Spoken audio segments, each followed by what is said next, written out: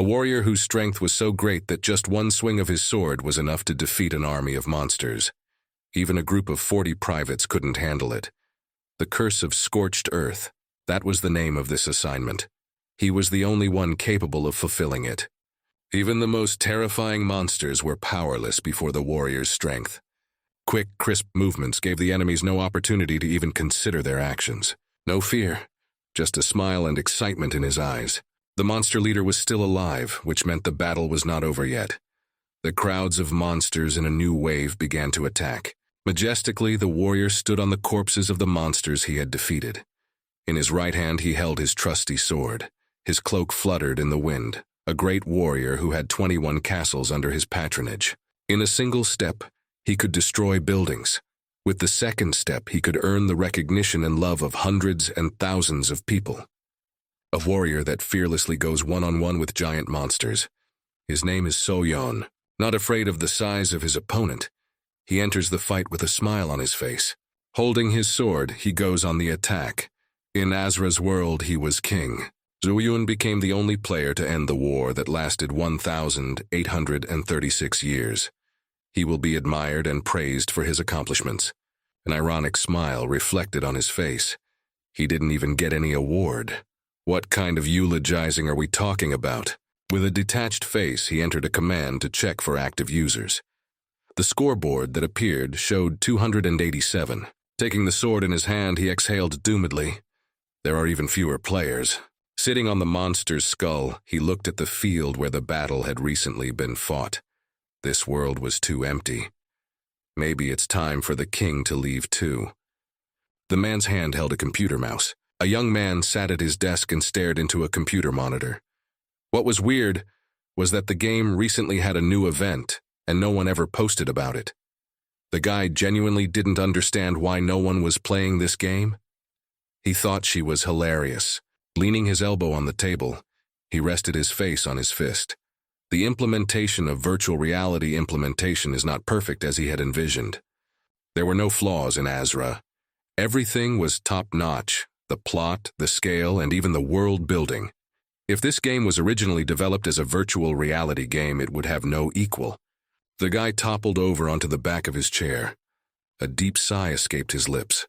Nothing would change from him complaining to himself. While pondering this, he continued to vigorously drive his mouse. And then something unusual caught his eye.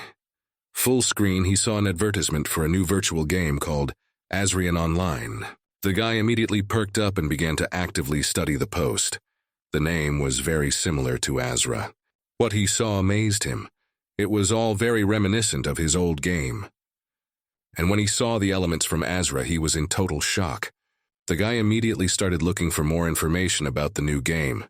Stumbling upon the video, he was shocked. The in-game video featured an Archangel Knight in golden armor, and the video had an unimaginable number of views. And even the dragon was exactly like the one in Azra. NPCs and skills are all the real Azra. The guy was insanely happy. His favorite game has been reborn, but now in a virtual reality format. Azra became Azrian. He studied all the information about the new game with interest. Despite the slight external differences, the world structure was definitely taken from Azra, but they also added new locations and a lot of new skills. And then it hit him. What if all the settings from the game stayed the same? If that's the case, and the new game is based on Azra's template, then he's the only one who knows every nook and cranny in this world. The information he possesses is priceless. It can't even be exchanged for anything. Excitement flared from these thoughts, and a smile appeared on the boy's face. He was someone whose lethality in Azra was rank 1. He's definitely going to show himself to everyone. It was 5 days away from worldwide release. During this time, So-hyun researched all available information about Azrin and decided to finally quit the game he had spent time in for the past 8 years. The time passed quickly. He checked absolutely everything. Hidden quests, combinations of items and artifacts, and of course all sorts of rewards and achievements. He even checked all the posts on the community board. It's time to start the game. The system greeted the player. The first step was to choose a name. So-hyun chose the name Hyung. The name was successfully established, and Hyun found himself in a spacious hall with a giant angel statue. He was impressed, and didn't immediately realize that the game had already started. The angel statue began to glow brightly, preventing the guy from seeing anything. Closing his eyes against the light, Hyun remembered that it was the same in Azra. An angel NPC appeared at the very beginning of the game. Instead of a statue, an angel appeared in front of the guy. There was a peaceful smile on her face, and her hands were folded in prayer. The only thing that stood out from the angelic image was the bright red hair. Being only a computer program, it greeted the player as it was supposed to. The glow began to fade, so the guy was able to get a good look at the angel. Hyun couldn't shake the feeling that he had seen her somewhere before. Angel introduced herself to Kirill as the one who would accompany the player at the start. But the boy remembered where he'd seen her, and even gave her name, Kedriel. The angel's speech was interrupted and a smile froze on her lips.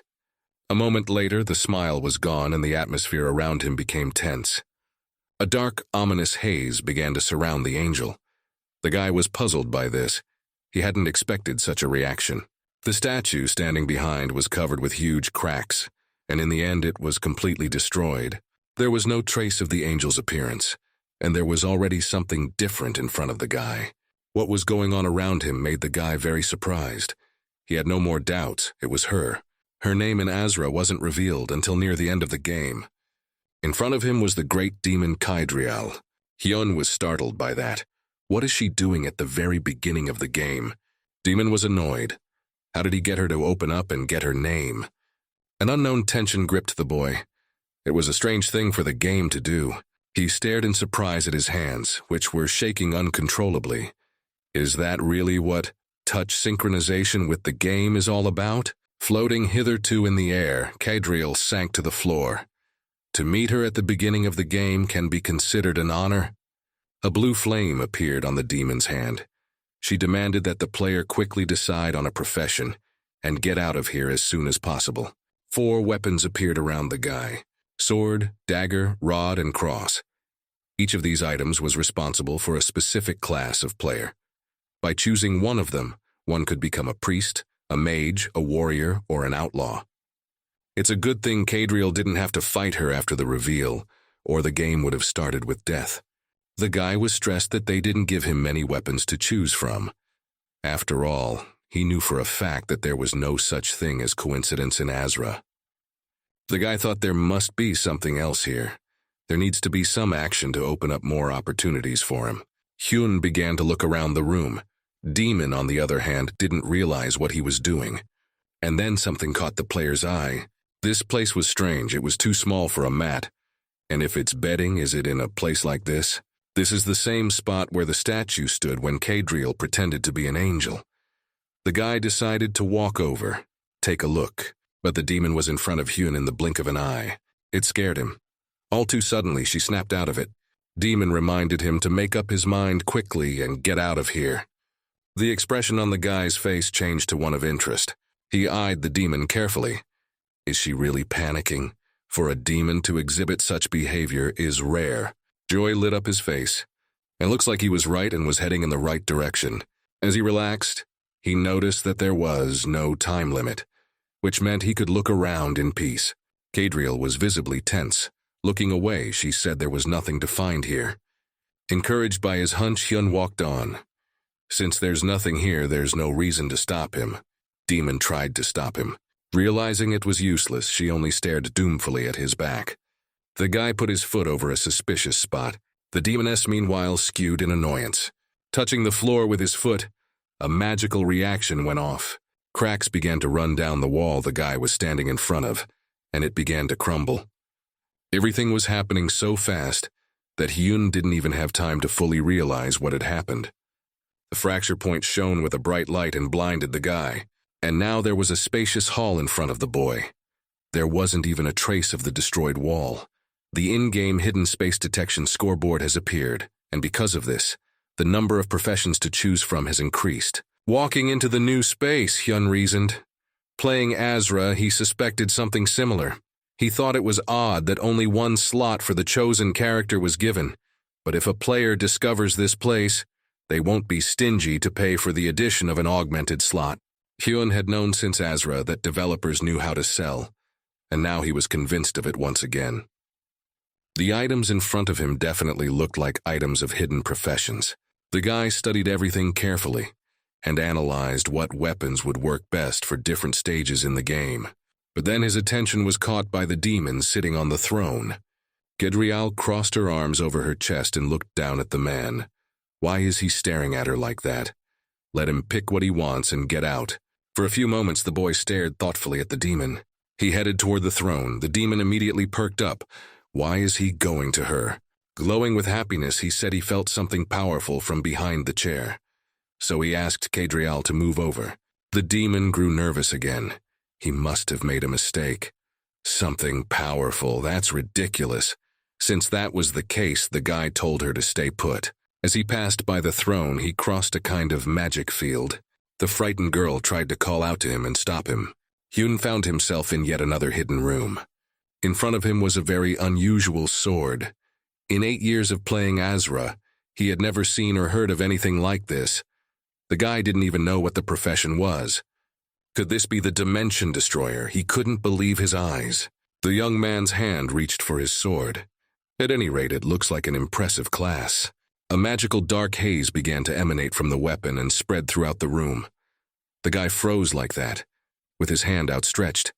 Blinded by his success at the time, he didn't even realize that Gedrial was the archdemon of deception, a demon that deceived people and fed on their despair. All the dark haze tugged at Hyun's hand clenched into a fist. Standard system greeting. Congratulations on your class selection. Hyun got the hidden support class, but then there was surprise and confusion on his face. And after that, it's the realization of what you've heard. The class has been successfully secured, and if the player wishes, another slot can be purchased at an additional cost. The guy didn't understand how this could even happen. And then a woman's ringing laughter caught his attention. Gedrial laughed out loud. I mean, he was so confident, but he totally screwed up. The boy was shaking with indignation. She should have told me everything. The demon was satisfied with her prank and had absolutely no regrets. There's nothing you can do to change that. The choice was made. She didn't look as threatening now as she had at the beginning of their acquaintance. She really did look like an angel now. It was with that angelic expression on her face that she said goodbye, after which it vaporized in a purple haze. The boy remained standing. He lowered his head doomedly and covered his face with his hand. Things hadn't worked out the way he wanted them to, and he needed to think things through. After all the hassle of registering, Hyun finally found himself in the play area. He was still concerned about the class he had chosen, so he calmed himself as best he could. For example, in the army, support includes a lot of firepower, and after all, this class is stealthy. Hyun hoped his would be the same. The first thing he decided to do was to check the ability window. A scoreboard appeared in front of the guy with all his specifications.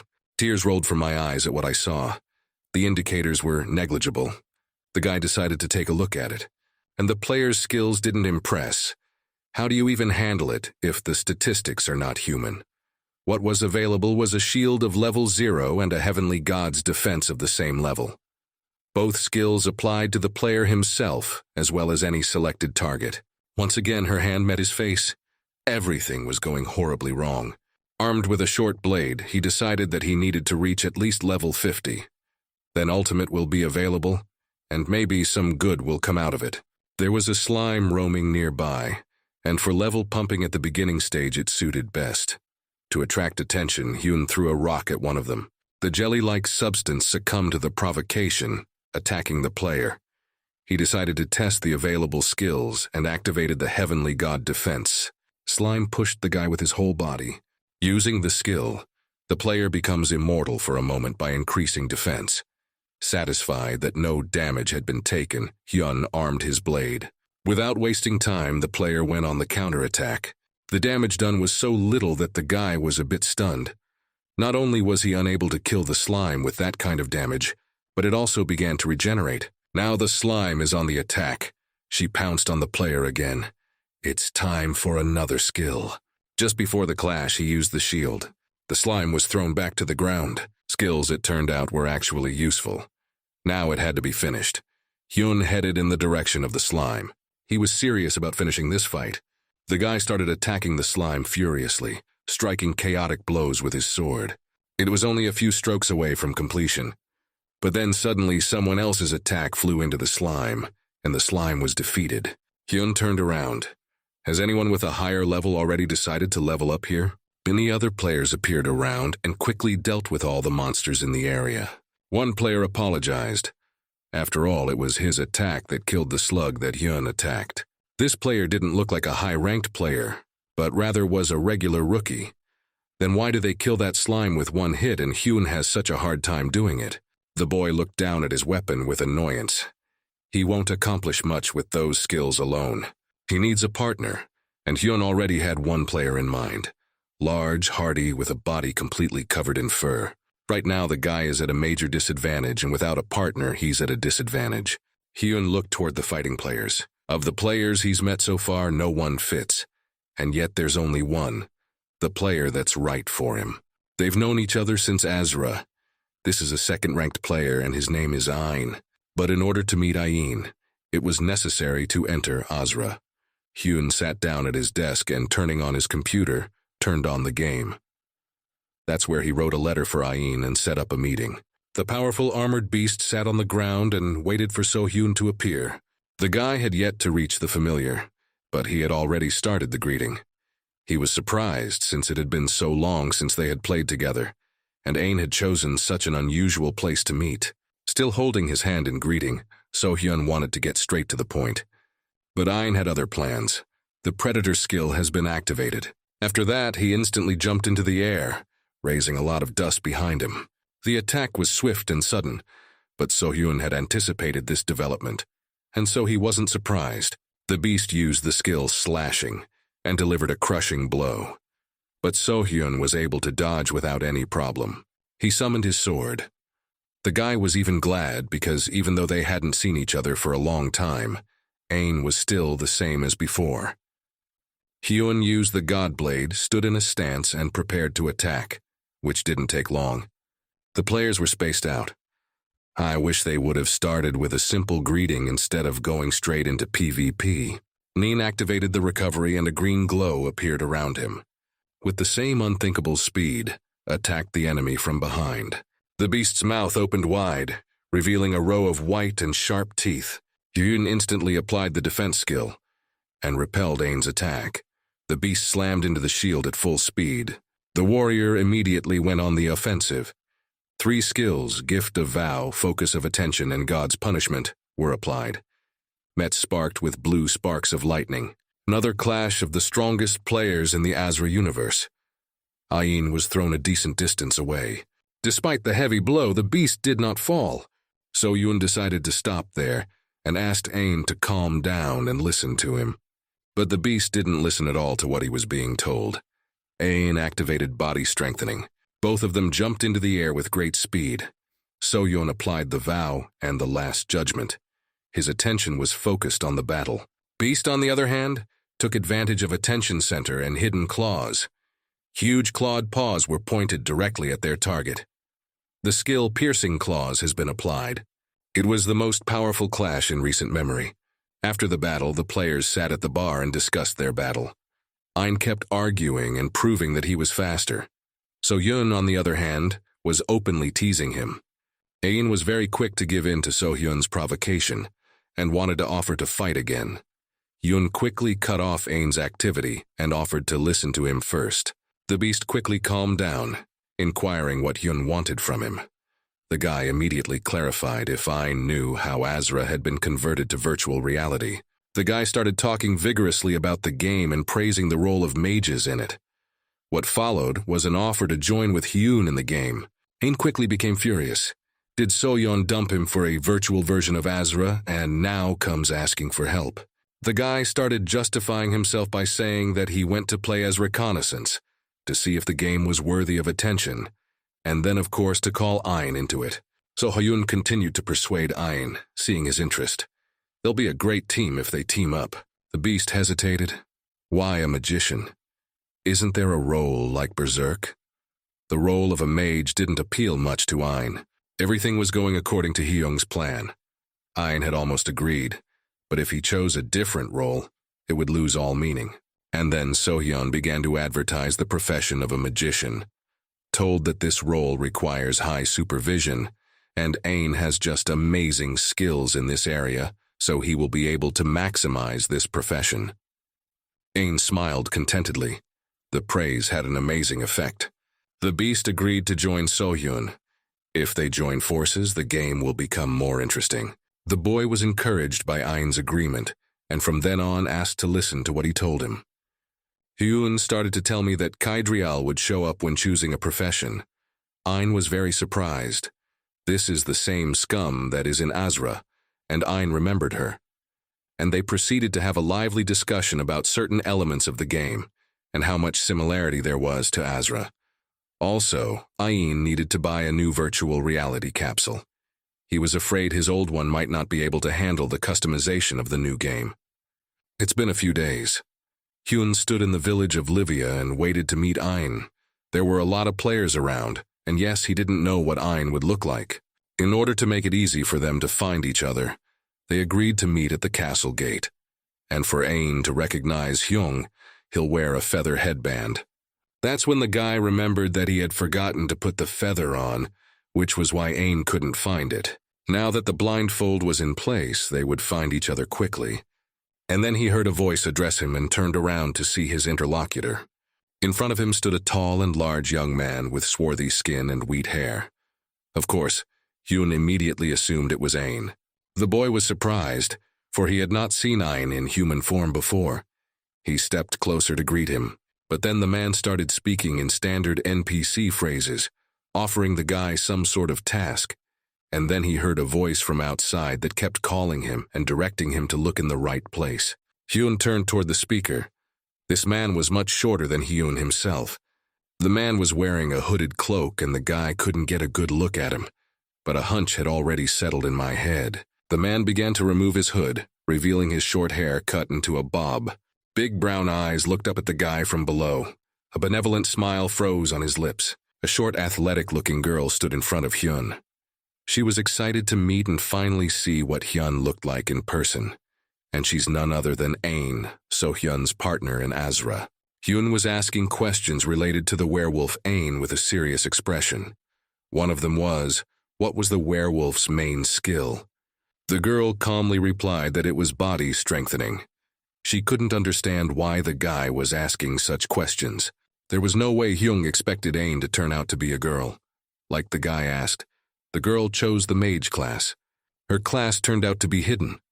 Ayn opened the skill window so Hyun could study it. What was unusual was that the girl was a melee mage. Hyun couldn't see how it looked in battle, and hoped it wouldn't cause any problems. There were no area skills, but there was one that consumed a lot of mana. By combining the skill with basic attacks, Ayn could deal a lot of damage, but her mana reserve was still low, so she could only use the skill for 45 seconds.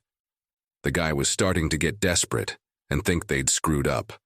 The girl, meanwhile, was looking at the fire that burned directly on her palms.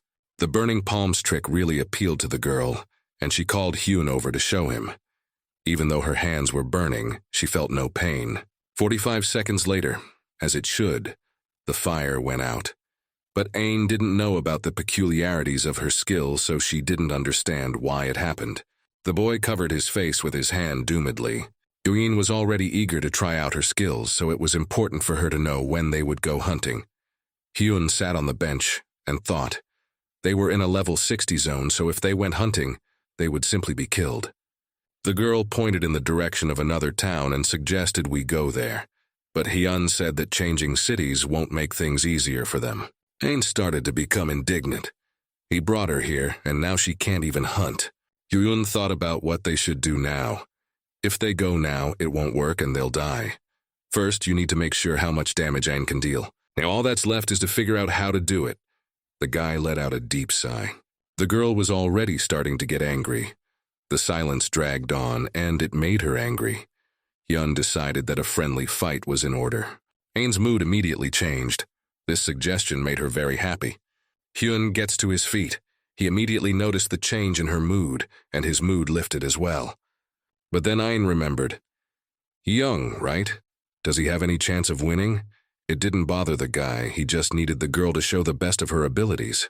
Hyun was greatly encouraged and showed her readiness for battle with her entire appearance. Except, she didn't look like a mage at all. She warned that she had no intention of holding back. Permission was granted for both players to engage in the behavior of a friendly duel.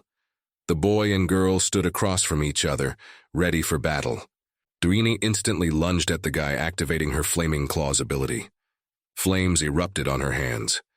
The girl was absolutely sure of her strength, and that no matter how legendary Hyun was in Azra, here as a support, he had little chance of winning. The guy made this duel to test Ain's damage. That's why there was no hurry to dodge. He decided for himself that he would only let her hit him once. With these thoughts, he openly embraced the girl's full power. Support collapsed after the first blow. Ain was declared the winner. The girl herself had fallen out of reality and couldn't understand what had just happened. Hyun grabbed the impact site and grimaced slightly in pain. The damage was impressive despite the small level. An indignant Ain resented why he looked like he was actually in pain, but then she remembered the sensory synchronization and decided that was it. The guy wasn't faking it. The girl was not satisfied with such a victory. She demanded that the fight be held again. Sitting on the ground and feeling considerably better, Hyun agreed to another PvP battle. The girl made a condition that the guy would fight seriously, or she would leave. To confirm her attitude, the girl looked at the guy with an angry and threatening look. They started another fight. Without wasting any time, Ain immediately rushed to attack. Just before the attack, the girl's hands were covered in flames. It was a normal frontal attack, and using Heavenly God defense was unnecessary. The guy could have just dodged. All attacks that were aimed at Hyung were successfully avoided by him. Ain's movements were sharp, but also quite slow, exposing many vulnerabilities. Perhaps the girl wasn't used to the game yet.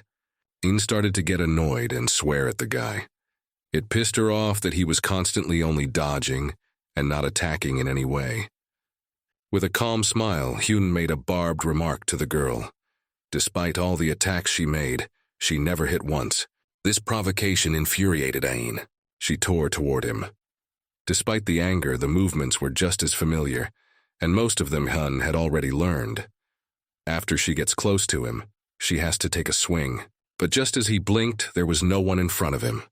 That's something the guy didn't expect. No, it didn't disappear. Just its speed got even faster. The girl was on top and had already activated the Flaming Claws. The flames of her magic were very bright.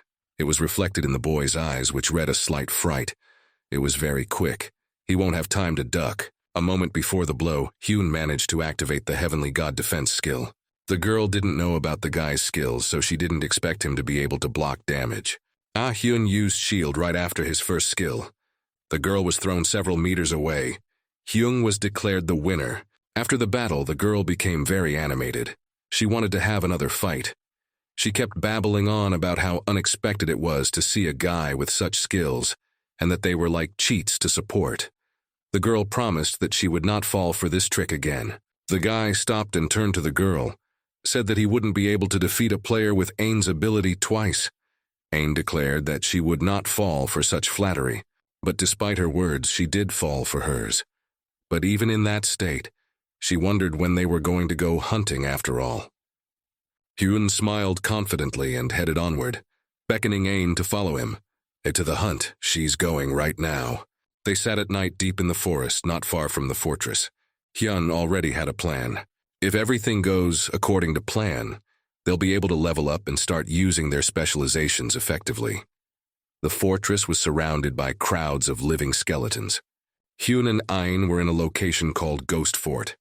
The recommended level to pass it was level 60, which was well above their level. The guy and the girl hid somewhere near the fort. This location was filled with evil. The living skeletons wandered aimlessly with no purpose. Hyun decided to clarify why they had come here just in case. After all, it was clear to a fool that these mobs were stronger than them. Hyun assured that they wouldn't have to hunt. With that, he put Ain in a stupor. The guy wanted to say that they didn't have to engage in direct combat to level up. The girl's irritation began to overwhelm her again. She demanded an explanation from the beginning so she could finally understand what Hyun's plan was. The guy laughed awkwardly and apologized to the girl. He pointed his finger in a certain direction, and the girl turned around to see what Hyun was pointing at. The guy's finger was pointing at the town that was located not far from the fort. They won't hunt monsters. NPC guards will do all the work for them. The town was well guarded, and the posts were plentiful. All players had to do was lure the monsters to the right place for the city guards to take notice and attack them. In modern games, if an NPC is involved in a battle, the player does not get experience from the kill.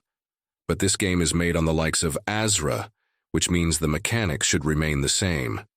The girl wondered, would they really be able to raise their levels quickly this way?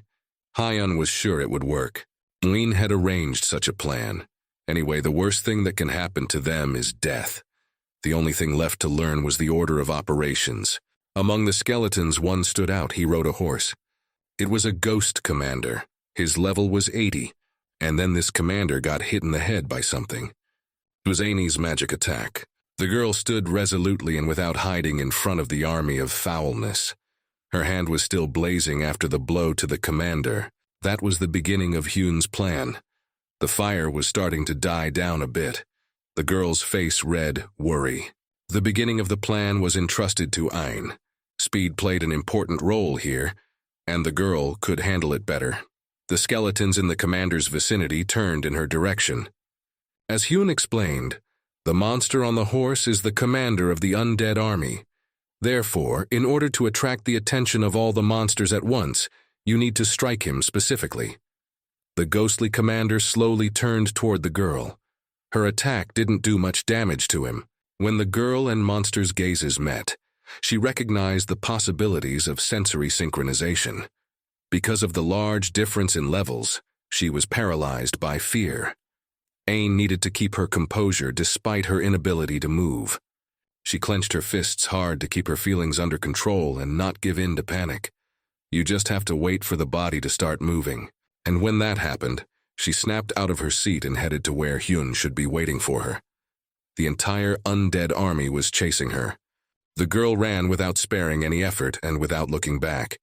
For a moment she was in danger, for she was not even able to move a finger. Ain looked around, trying to find where Hyun was waiting for her. If she didn't know about the synchronization, she'd be dead for sure. Thinking about it, she pressed her lips together nervously.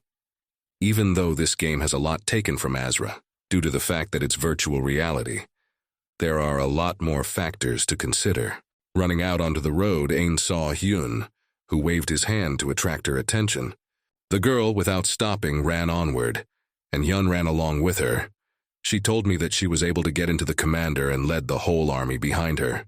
Fearing that they might be surrounded, Hyun suggested splitting the army by running in different directions. Uni wondered, divide the monsters? But how do you do that if they're all targeting her? It's not like Hyun even has ranged attacks to switch some of the undead to himself. Suddenly, they were attacked by an undead army in the form of a huge number of arrows. Fortunately, the guy quickly oriented himself and had time to use the shield skill. Thanks to the stun that this skill gives, Hyun, just like Ain, became a target. The girl hadn't expected that his skill could be used like this. All that was left was to run forward. On the walls of the castle that the players were running towards, a changing of the guard was just taking place. There were more knights than usual. There was a quarrel between some of them, for one was late, and the other had to stand longer than he should. One of the knights just then noticed a suspicious movement towards the gate. At full speed, the ghost commander was approaching the gate. The soldiers began to prepare for defense and magical bombardment. A huge-sized magic circle appeared above the gate. The players were almost there. I was already running out of energy. If this keeps up, the undead army will catch up with them faster than they can reach cover. From the side of the walls, Hyun heard the soldiers give the command, fire, for a magical bombardment. We had to act now. There was hardly any time left. The guy shouted to Ain to dodge immediately. Everything around them lit up with a bright light, and a magical hail fell on the ground. The undead army could not stand against this might, and so was defeated very quickly. The guy and the girl miraculously managed to hide behind a fence. Now you can exhale calmly and relax. If they delayed a bit, they would be roasted along with the undead. Aang never thought that NPCs would use such powerful magic. She thought they were only capable of hail from arrows. Hyun's explanation was that the city was magical, and using high-level magical weapons made sense. It was here that another thing caught the girl's attention. Notifications of upgrades began to appear in front of her. One thing after another, with great speed and in great numbers. Aang couldn't believe her eyes. The girl was thrilled. She gained a lot of experience and raised the level. Hyun had the same thing, but he didn't expect them to be able to raise the level that much. Aang began to speak out enthusiastically. They were able to gain a lot of experience at an incredible rate. Hyun decided to remind us how the game distributes experience between players. Artificial intelligence analyzes each player's contribution to the battle as well as the mob's control. It was because there were many monsters under their control that they gained a lot of experience. Despite their success, they were well aware that if they delayed even a second, they would fail. But it worked out well. With the new level, it will be safer to be in high-level locations. Yes, and the higher the level, the less effect they will get from opponents with a higher level. The guy got up off the ground. He was glad his plan had succeeded and everything had gone smoothly. After a short rest, the players headed back to the ford to do it all over again. Zo-hyun was sitting in his home, browsing through news and posts related to the game on his computer. His look was bored and his posture relaxed. Not a single post has been helpful to him. But then my eyes caught on one. Someone did an analysis of the critical hit. Games always give you the opportunity to do extra damage by hitting certain points on your opponent. Hyun studied the humanoid and identified several places such as the joints, sternum, head, heart, and 12 others. But there could be more. The key was to strike clearly in the right spot to earn double damage. Thinking about it, the guy kept flipping through the feed of posts. He immediately remembered Ain. She was an experienced melee player. Will she be able to deal a critical hit on every hit? Hyun seriously thought about it. Should I tell her about it? Sitting on the bench in the game, Hyun studied his parameter chart. He had already leveled up considerably, and skill points could now be used. A notification appeared in front of the guy that Ain had entered the game. It was about time. She always went into the games at about 5 or 6 in the evening and didn't come out until 3 in the morning. She's probably either a high school or college student, and that's how she plays every day. Maybe the girl has a gambling addiction, but it's not for him to judge her. He just passed his exams and started skipping class. Une appeared out of nowhere. Crossing her arms over her chest, she asked what their plans were for today. The girl, as always, was burning with enthusiasm. She spoke admiringly of their hunt yesterday. It's something not everyone can think of at the entry level. It had only been 3 days and Ain was already at level 40. Previously, she had never thought it was possible to level up so quickly in such a short period of time. Hyun stood up from the bench. His level was 42nd. Their success was mostly due to Ain and her abilities. And today the guy offered the girl to hunt not ghost archers, but named monsters. The girl didn't know who it was, so she asked again. These are monsters that are stronger than usual, and for defeating such monsters give a good reward. Hyun thought that he and Ain were already prepared to do battle with such monsters. Surely all the high-level guilds are already preparing to go raid on named monsters. Ain quickly guessed what exactly Hyun wanted, specifically the reward for the first kill. They need to hurry up if they want to get their reward in time. There's not much time left. The girl really liked the idea and was ready to head straight for the boss. The boy hurriedly reassured her, for it was unlikely they would be able to get rewards from everyone. Hyun was encouraged by this opportunity. They will choose those monsters that will be rewarded with stats bonuses. The girl was in full support of the guy. Ina couldn't wait to start the battle already. She was actively raring to go. Hyun, on the other hand, with a condescending smile, asked her to calm down. The girl was not satisfied with being stopped all the time. Hyun said it himself. We have to hurry. The argument from the guy was that they hadn't even chosen the monster they would attack first yet. The guy decided to check with the girl to see if she used skill points. But from the look on her face, he realized at once that she had forgotten about them. Ain opened the settings screen. She had 70 points available. Hyun clarified that it was definitely 70. The guy was a little angry and annoyed. 2 skill points are given for each level. Ain should have 78 skill points left. So where did she put the 8 points? After that question, she panicked. The girl thought for a moment, and it seemed to her that she had already put those points into the force. She awkwardly scratched her head on the back of her head, and Hyun's gaze expressed so many unseemly words. The guy's voice, the look, the expression on his face became intimidating. Why did she put them into power and not magic? Ain could only emit an innocent giggle.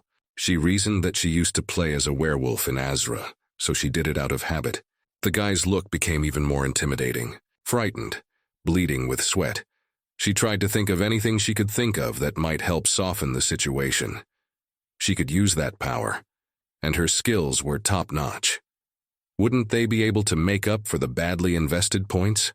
Once again, Hyun covered his face with his hand. Does she really think it's that simple? Trying to keep his cool, the guy offered to distribute the remaining points as efficiently as possible, under his guidance, of course. After some time, the points were successfully distributed. Hyun sat back and scrutinized the result. Ain sat with her arms crossed, clarifying if she had done everything right. Because of her mage class, Ain had little resilience, which of course wasn't good since she fought in close combat. Fortunately, this disadvantage could be compensated for by Hyun's skills. They were already able to pump up their combat power well, so they decided to save the remaining skill points for now. With Fire Claws, Ain is already dealing over 500 damage. That was more than enough. The players were still sitting on the bench as well. Ain waited patiently while Hyun thought it over. As things stood, they would be able to deal with the named monster in about 5 minutes. But that's assuming Hyun has enough of his supporting skills. The girl still couldn't stand it and raised her voice. She was tired of waiting. She wanted to hunt. They are left to decide which boss they will fight first. The large man stood with his sword slung across his shoulders. His partner was checking the game scoreboard. They finally found solid footing and were able to make a decent amount of money today. They were standing in a rocky area, and there were many dead snakes around them. They've been in the game less than a month, and they've made money like a full-time job. All thanks to the fact that there are a lot of players in the game. Arneg is the game name of a warrior with a sword. Hell Dust is the game name of Arneg's partner. Rumors have reached Arneg that there are now over 10 million people in the game. That's why the demand is growing. Arneg was glad they decided to play in their free time. Hellfire heard that the player rankings had a 35th level player in 10th place. Becoming one of the top 10 players seemed like an attainable goal. They continued to chat casually. There were rumors that top-ranked players were making a lot of money. Also talked about buying a new car and finding a building to invest in. Arneg suggested they meet in real life if they could make it to the rankings. Their attention was caught by a co-guilder. The boy quickly rushed to his comrades. There was a guild meeting today, and he wanted to know if Arneg and Hell Dust would go. The kid had heard that the topic of the meeting would be to discuss a foray into the specially named monster. His face was concerned. The meeting was held at the Gigan Guild base. The room was full of guild members. A board stood in the corner of the room, and the guild leader stood beside it. He thanked everyone for coming, despite the sudden notice. They immediately get into a discussion. One of their guild members found an unusual place in the dark forest. It was a blue sanctuary. It was later confirmed that this is where the named boss Leopard appears. The players were enthusiastic. They couldn't believe yet that they would actually be participating in something so grand. Guild activities will be temporarily suspended for better preparation. The guild should take the chance to prove themselves and show what they can do. It's all about killing the boss first. A certain man stood in the spacious, gloomy hall. His appearance was hidden behind a cloak and hood. In his hands he held a staff. Ain and Hyun were walking on the bridge over the river. The guy had finally decided on the order in which they would hunt the named monsters. The girl already thought she would never wait. If they can clearly follow the list Hyun made, they might even be able to pick up the rewards from all the hidden bosses.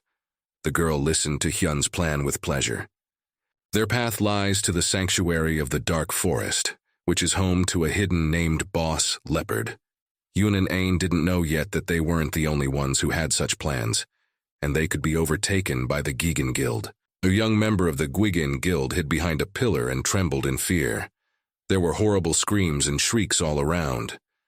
Pleas for salvation and forgiveness cut the ear. There was terror in the boy's eyes, tears flowing uncontrollably down his cheeks. He was afraid to move, much less make any sound.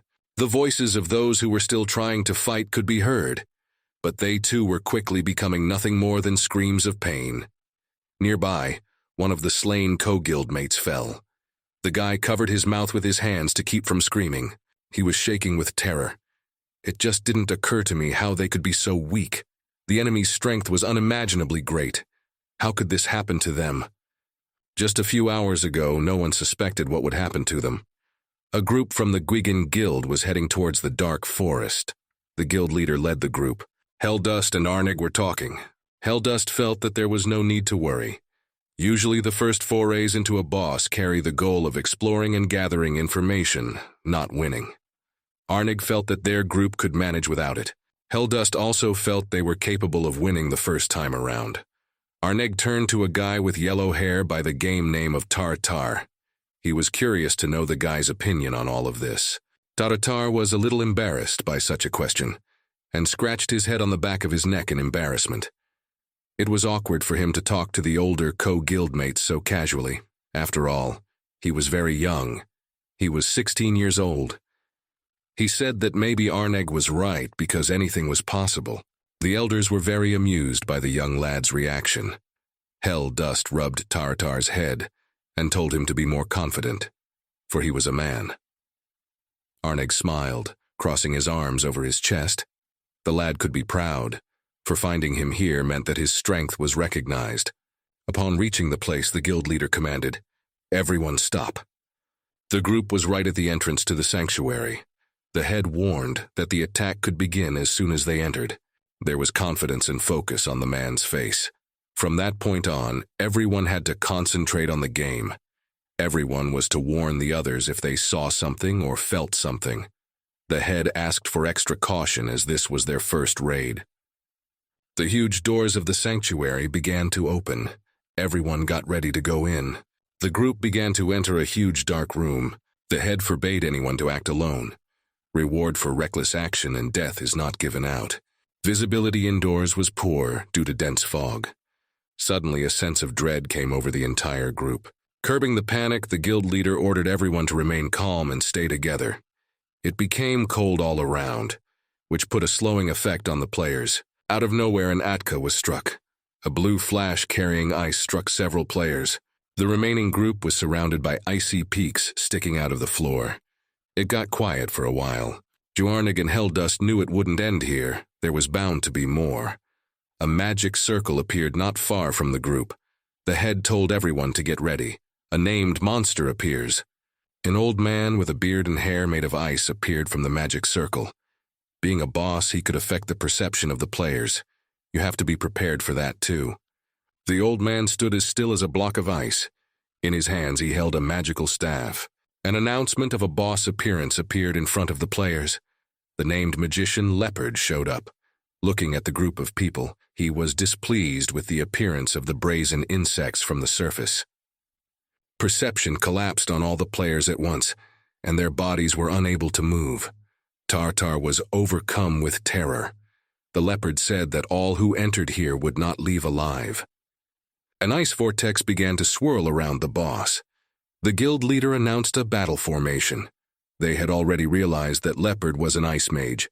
Since the players were already previously slowed down, it was worth preparing long-range spells. Schnegai, as part of the advance party, rushed into battle. The squad needed to distract the boss and remember to avoid his magic. While casting a spell, the boss spoke of humans as the stupidest creatures. Arneg was confident in himself and his abilities. The other day, he bought himself some new gear specifically for the boss battle. Swinging his sword, he asked for an enhancement magic to be placed on it. Before he could strike, he was pierced by a blue beam of light. The player's eyes were widened with shock.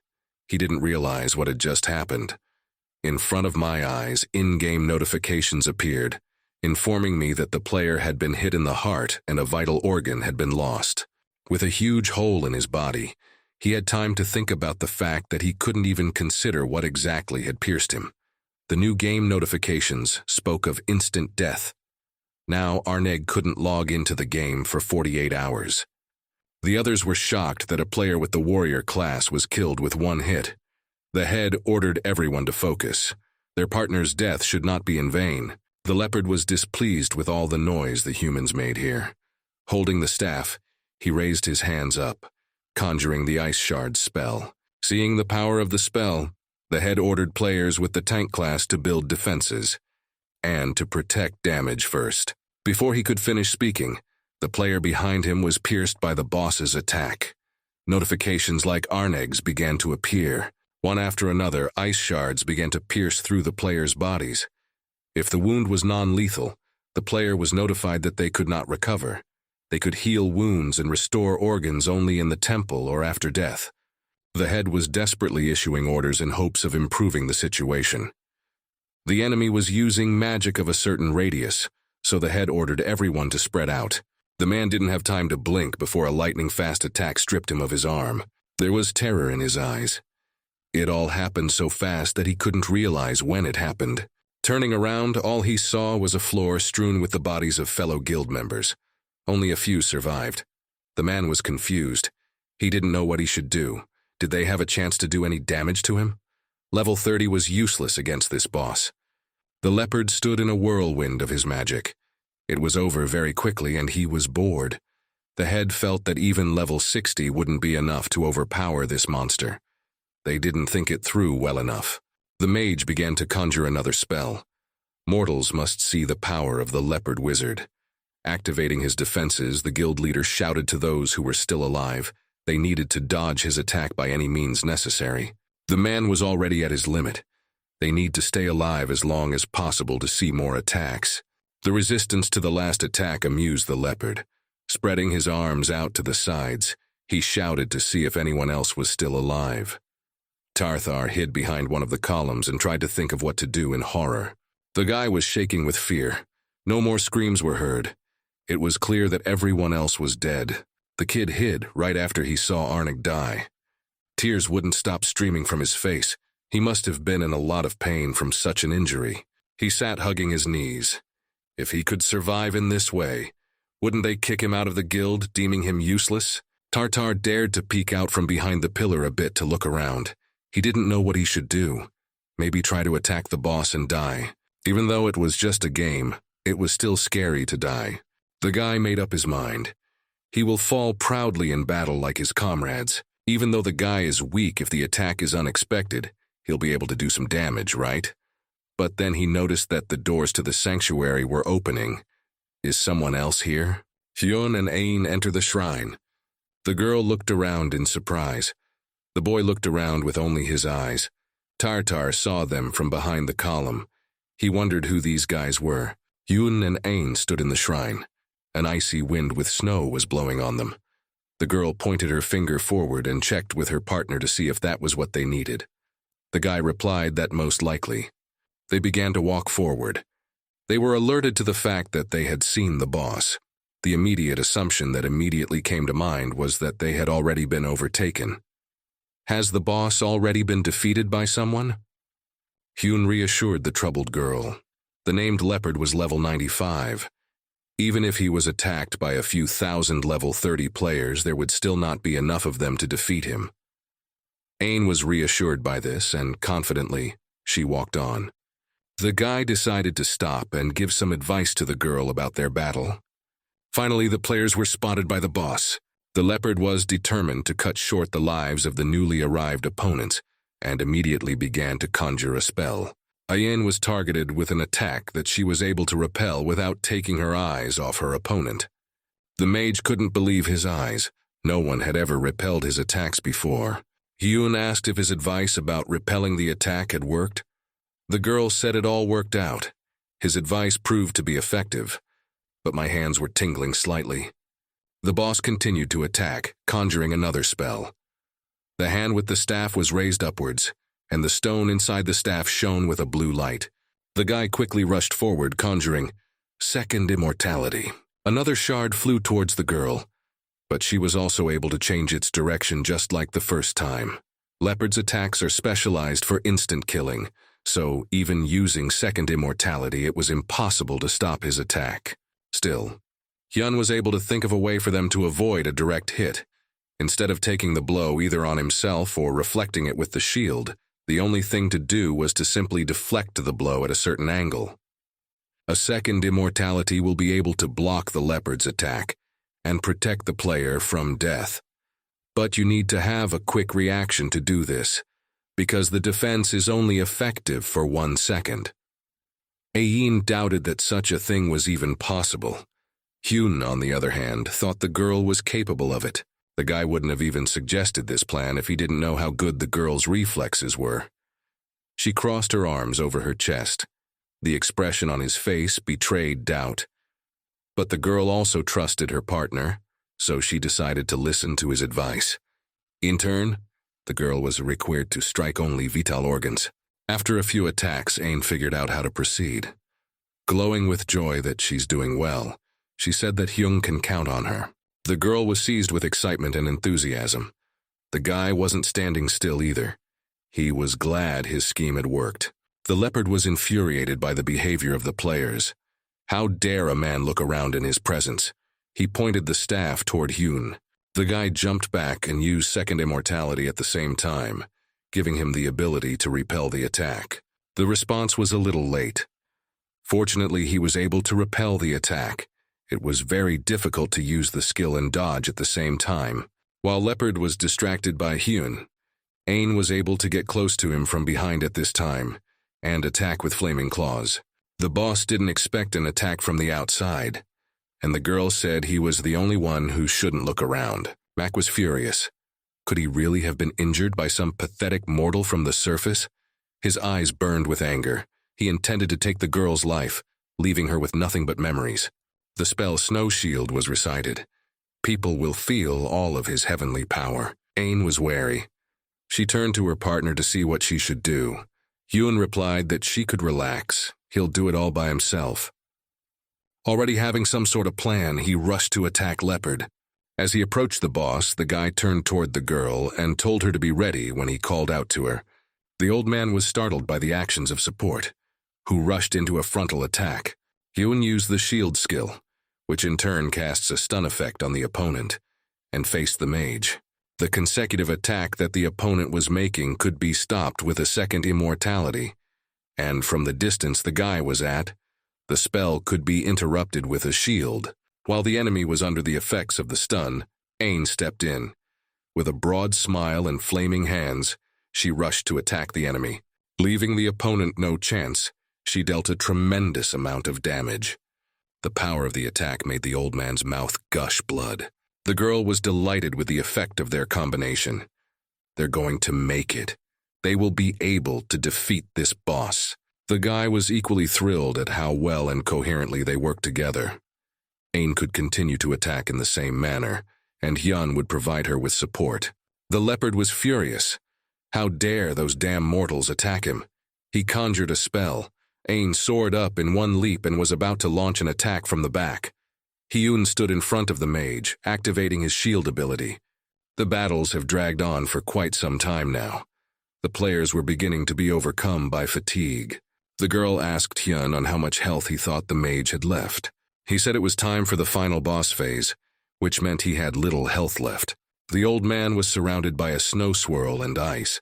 Spreading his arms out to the sides, he began to master the force, moving into the next phase. He thrust his staff forward. The leopard was going to put all its strength into the attack to destroy the enemy. The mage's power was so great that the floor began to glaze over from the magic emanating from him. Hyun waited for this and asked the girl if she was ready to attack. The ice floor had already approached the players, but the girl's fire attack prevented its approach. Hyun stood calmly behind, knowing that Ain's abilities would be enough to stop this attack. The guy commanded the girl to go on the attack, putting a defense effect on her.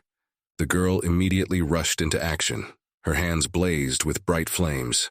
The mage, making his next attack, shouted, "Die!" Hyun immediately took advantage of the second immortals. Ain continued to fearlessly charge at the enemy. Her flaming hands resembled the fiery wings of a phoenix. The girl liked it wildly. Her lips were stretched in a satisfied smile. There was animal excitement playing in his eyes. The guy stood, putting on his partner's support, while the girl herself moved unimaginably fast. One moment, and she was already over Leopard's head. The one in turn held up his staff to activate the spell. The girl strikes with fire claws. At this point, she looks more like a wild animal. A crushing blow has been struck. The girl landed on the floor behind her boss. He was perplexed. It couldn't have happened. The leopard began to glow with a faint blue light, and its body began to crack like a piece of ice. Would he, being a celestial being, fall at the hands of mortals? Ain and Hyun stood side by side as they watched the boss disappear. After his disappearance, a scoreboard appeared in front of the players announcing the victory over the named mage leopard. The girl immediately broke into loud shouts of joy. The guy exhaled in relief. The battle was not an easy one. A playful greeting appeared. The boss sweep was accomplished by a two-man team. All the while, Tarthar watched the battle, hidden behind a column. The partners were talking. Ain said she didn't believe in success at first and was ready to die. The guy was in complete shock that only two players were able to defeat the boss that killed all of his co-guildmates. He was able to videotape all the battles. He wondered if it would become popular if he put it online. Tartar was utterly perplexed. Where did these two even come from? Doine sat at the table, where the rare items they had managed to obtain for killing the named monsters were stacked. They had already killed 18 bosses on their account, including the leopard. During the monster hunt, they were able to accumulate 20,000 gold, 9 rare items and 1 unique item. Since Ain was damaged, she should have gotten the staff and Hyun would be fine with everything else.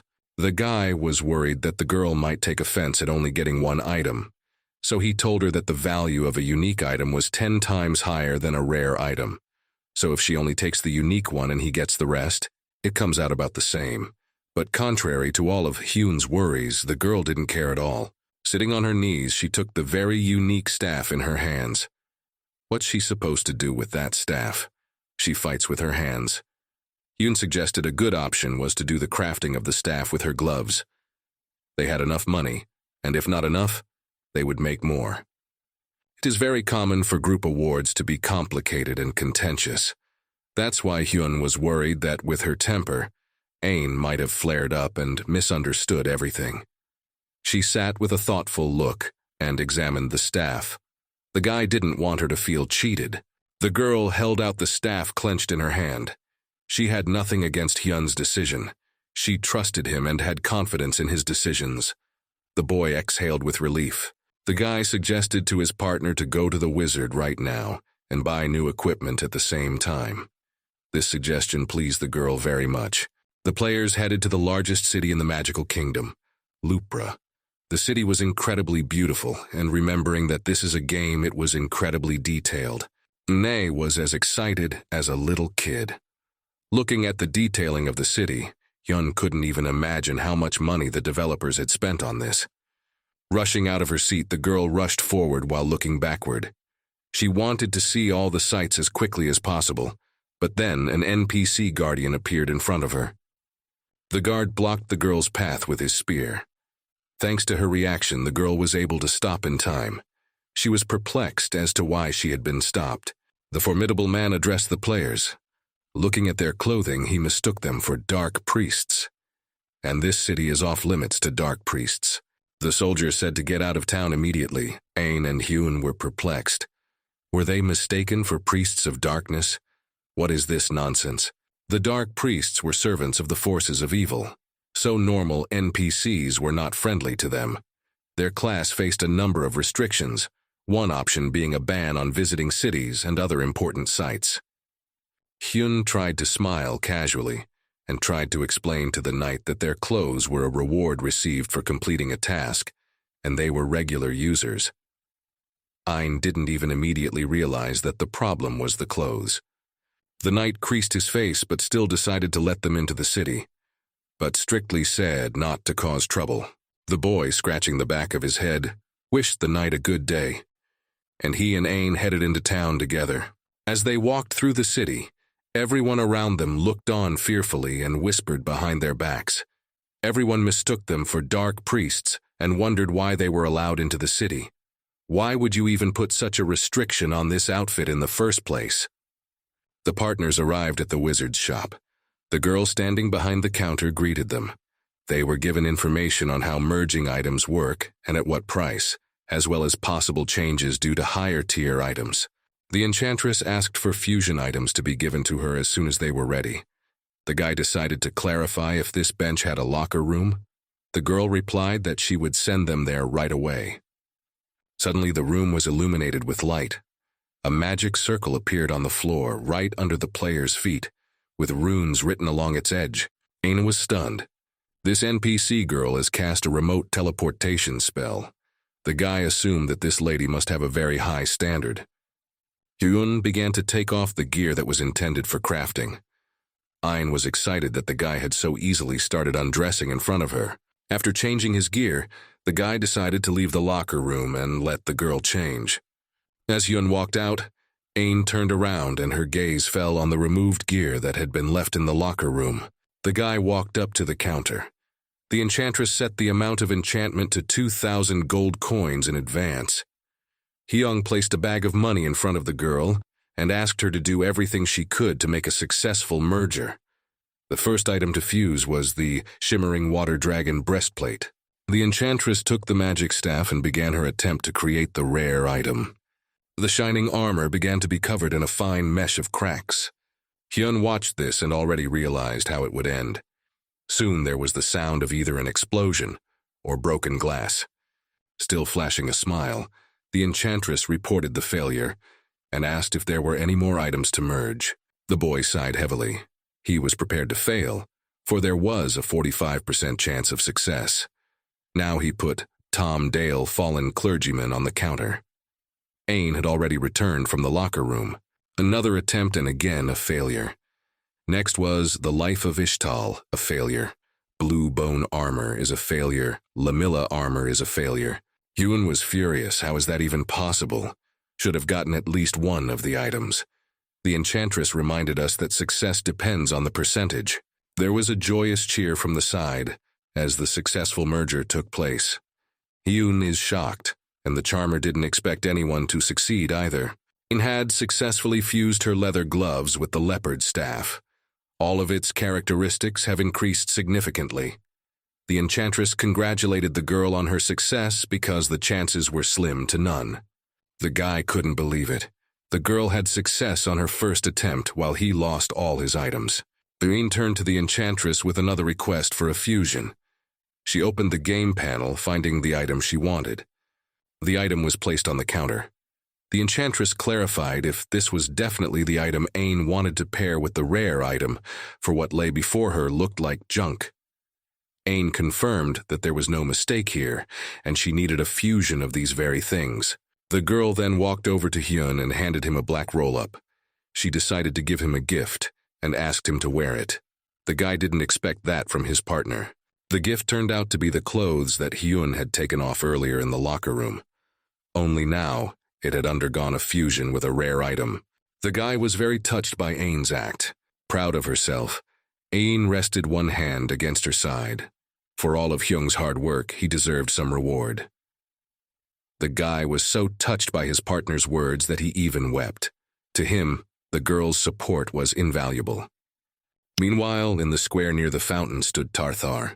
He was mortified, head down and staring at the water. As expected, he left the guild. A man's hand slapped hard on the table where the map of the area lay. There was a furious shout throughout the guild. The guild leader's shout was heard by everyone in the building. All his indignation was turned toward Tartar. Why'd he post the video? The man was very angry. Their guild had such a hard time finding even one named monster.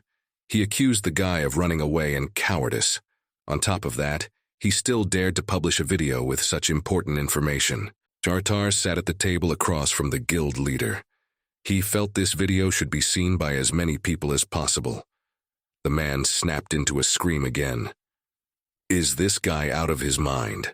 The head didn't stop snapping at the young player. Not only did their only chance to be the first to kill the boss fail, but the area is also occupied for hunting by a higher-ranked guild. And now the whole world has learned how to kill the boss. The guy was completely depressed, shoulders slumped, gaze directed to the floor, eyes tearful. All he could do was quietly apologize. There was nothing left for him but to leave the guild. Remembering all of this, Tartar stared blankly at the fountain. Leaving the guild was the only useful thing he did. Still, he should have died fighting the boss then. The boy was called, his shoulder touched by someone's bandaged hand. Turning around, he was surprised to see these people. A male voice cockily asks, "Why is the guy so sad?" It was Heldust and Arneg. The first rubbed the guy on the head and admonished him that a real man does not bow down before obstacles, but overcomes them courageously.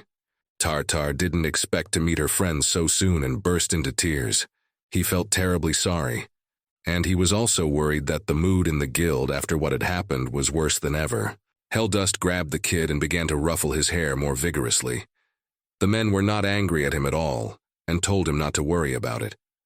But Tartar continued to be bothered by the fact that he was the only survivor. Of course he had to survive. Otherwise, how did he have such valuable information in his hands?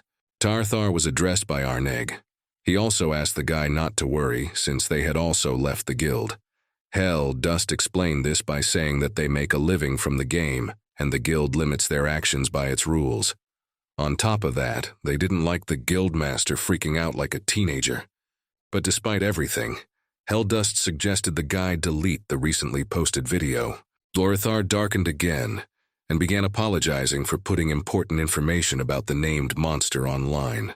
Argan explained that the reason wasn't even because of the guild, but because the video featured users who didn't give permission for the video to be published with their presence, and that could end up in a lawsuit. Tarthar's jaw dropped from surprise. Were those two users? Weren't they NPCs? Arneg, I thought so too at first. In the end, that turned out not to be the case. There have been many arguments online, debating whether these are NPCs or real players. The man continued to reason. I mean, the guy saw them reflect the freeze, and NPCs can't do that. Only users with significant influence are capable of this. Tartar's mind went into a panic. He started crying again. When he posted the video, he didn't even think about privacy or anything like that. He was afraid he might be sued. The men started cheering the guy up with a friendly pat on the back. The best option would be to personally discuss this point with these users. The video went viral, so they might want to contact the guy themselves. At this time, Ain and Hyun were actively doing various tasks and hunting. Ain spent all of her points on strengthening her magic. Therefore, she was now like a crystal cannon, but thanks to her precise mechanics and reactions, as well as her dodge skill, she was able to dodge her opponent's attacks. There were also attacks that were aimed at a specific target, or with a range that you couldn't dodge. Just as one such was approaching the girl, luckily his partner was nearby and used the second immortality skill on the girl. The girl thanked her partner cheerfully and repelled the attack. If there are inconvenient dodging attacks when fighting, Hyun will always have Ain's back with his support skills. They became the perfect duo of damage and support. Their coordinated work was perfect, and now the long-awaited moment has arrived. Hyun had finally reached the 50th level, and now he could begin his awakening. He had been waiting for this moment for a very long time and was insanely excited. He's been increasing his level for so long and so hard. The waiting time was interminably hard. He even cried out of happiness.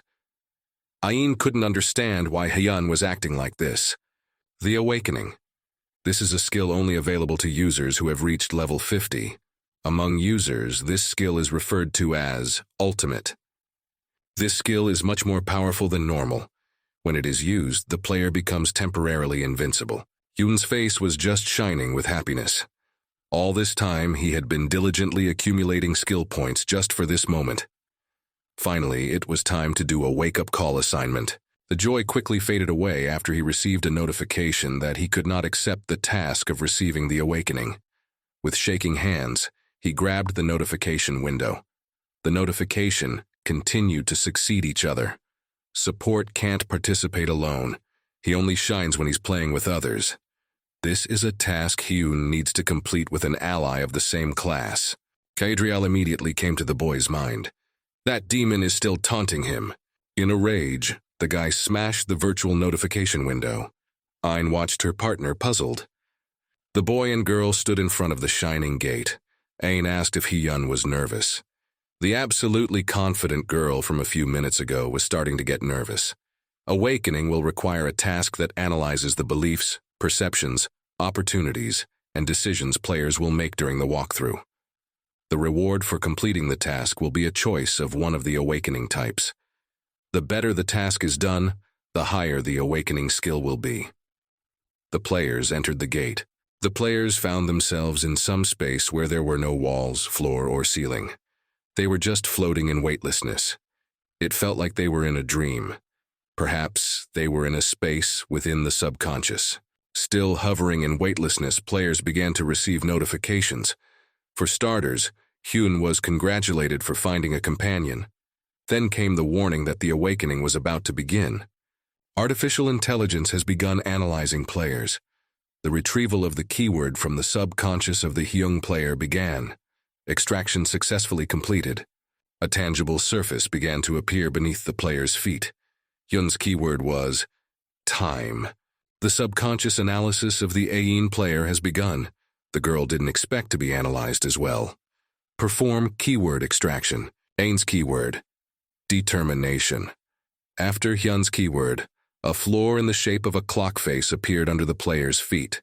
And after Ain's keyword, flames erupted around them.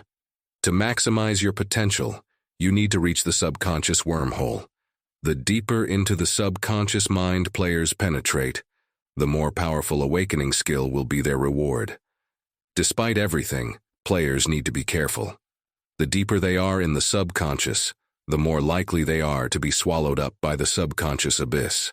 The players look around admiringly. The scale of the preparation for the awakening was impressive. The program said they will also have the opportunity to go back in time. The girl was delighted and did not hide her emotions, and Hyun hesitated. He wondered if the ability to go back in time was related to the fact that his keyword was time. Turning back, time is an awesome advantage, especially before you die. The creation of events has been finalized.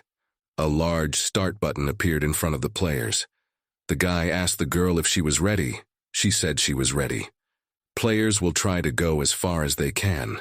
The floor beneath the players began to suddenly slump downward like a huge elevator.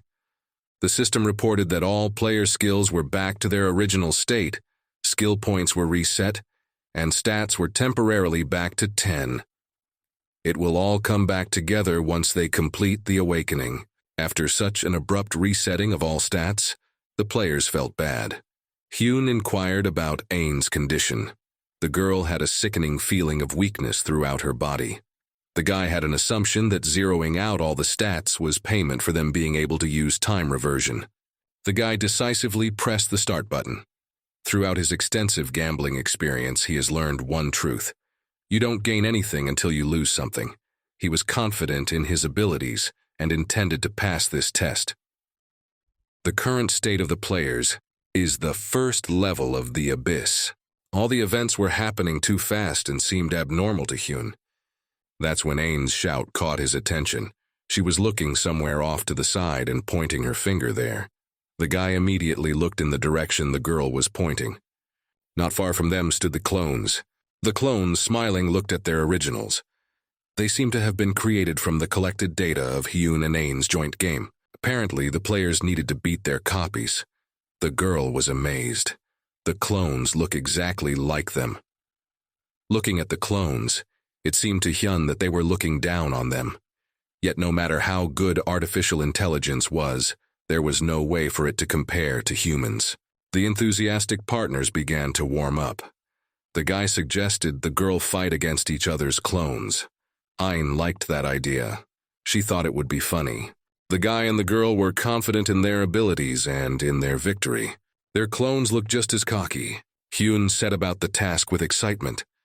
Was wondering how artificial intelligence would work. Hyun hoped the artificial intelligence wouldn't disappoint him. Clone Ain attacked the guy using flaming claws. He easily dodged it. Something made him very uncomfortable. Watching the clone's movements, it seemed to him that the movements were nothing like Ain's. Clone Ain retreated, but was still in an attacking posture. Her stats were generally similar to Ain's, but her moves were just awful compared to the original. The clone was too predictable and slow. Hyun took his dagger in his hand. Without unnecessary movement, deftly and clearly, Hyun struck his opponent at the critical point. It was too easy. Holding the dagger in his hand, the guy watched as his partner's clone gradually turned into a purple haze. The system displayed a notification. The opponent was dealt over 33% health damage in a single hit, and part of the opponent's body was lost. Hyung and Ain got together. The girl was surprised. The partner didn't strain at all in the battle with her clone. Hyun says that this copy is no comparison to Ain herself. Predicting the fake's movements was easy. The guy was attracted by another notification from the system. In the glowing window, there was a text congratulating me on passing the first level. This was followed by an explanation of the rewards of passing levels. After each successful level completion, each participant will be awarded temporary skill points. Points had to be allocated before the next level even started. While there was time, Hyun analyzed everything that was happening. It has already become clear that the task is a phased one, in which points will be awarded after each level. Guy concluded that this was done to gather more accurate information and data on their behavior pattern. Once again, they began to go downhill. The players saw a large blob of dark energy from which the clones were emerging.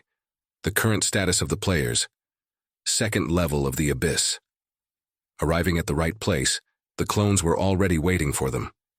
Fake Ain was already preparing to attack. One of her hands was already blazing with flames, and there was a smile on her lips. This time it felt a little different. The clone now seemed to be copying Ain's smile. The copy rushed into the attack with flaming claws.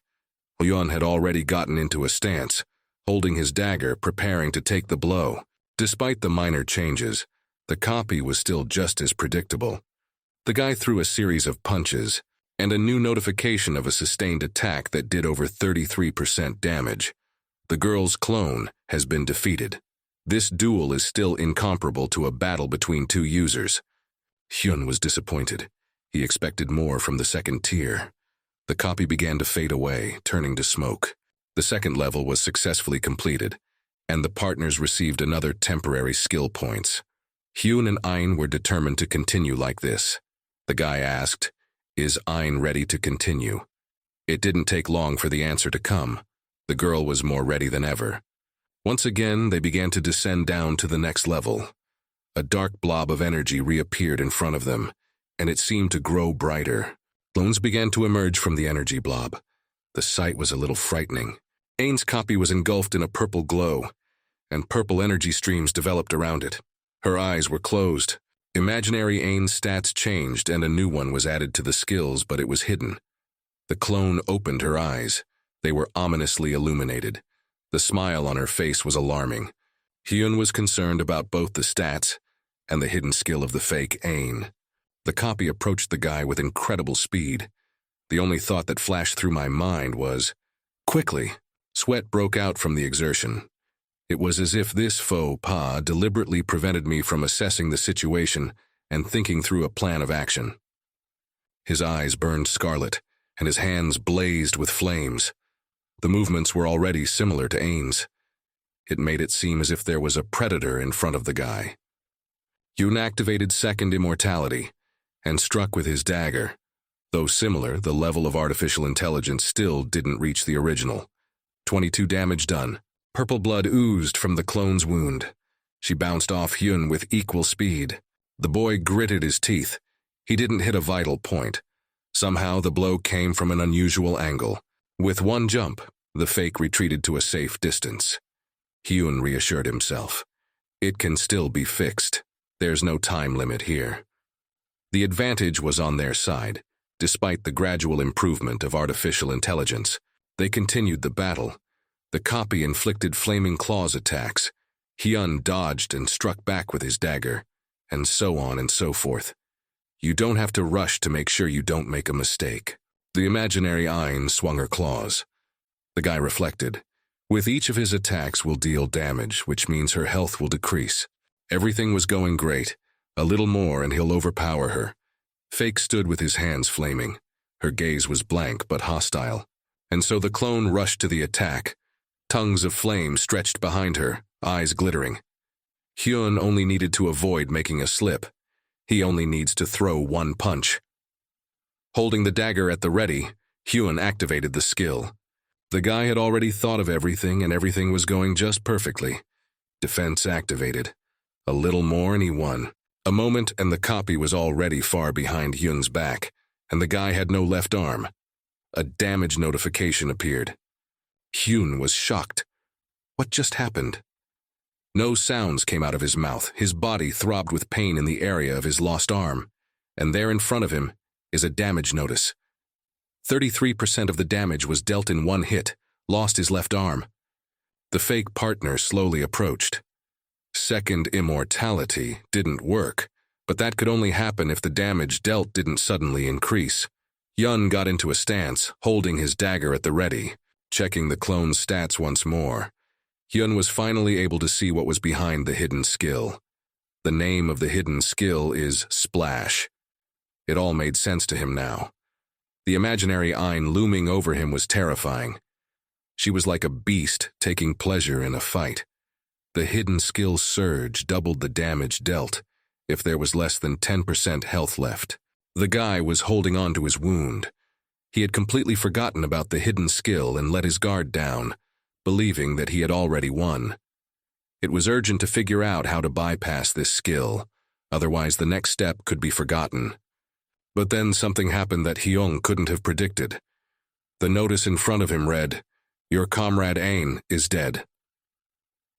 This news made him forget for a moment the position he was in himself. The partner cannot be reborn until time is reversed. He immediately directed his gaze in the direction where Ain had fought recently. How could she lose to a support? His clone stood at full height, shrouded in a purple haze.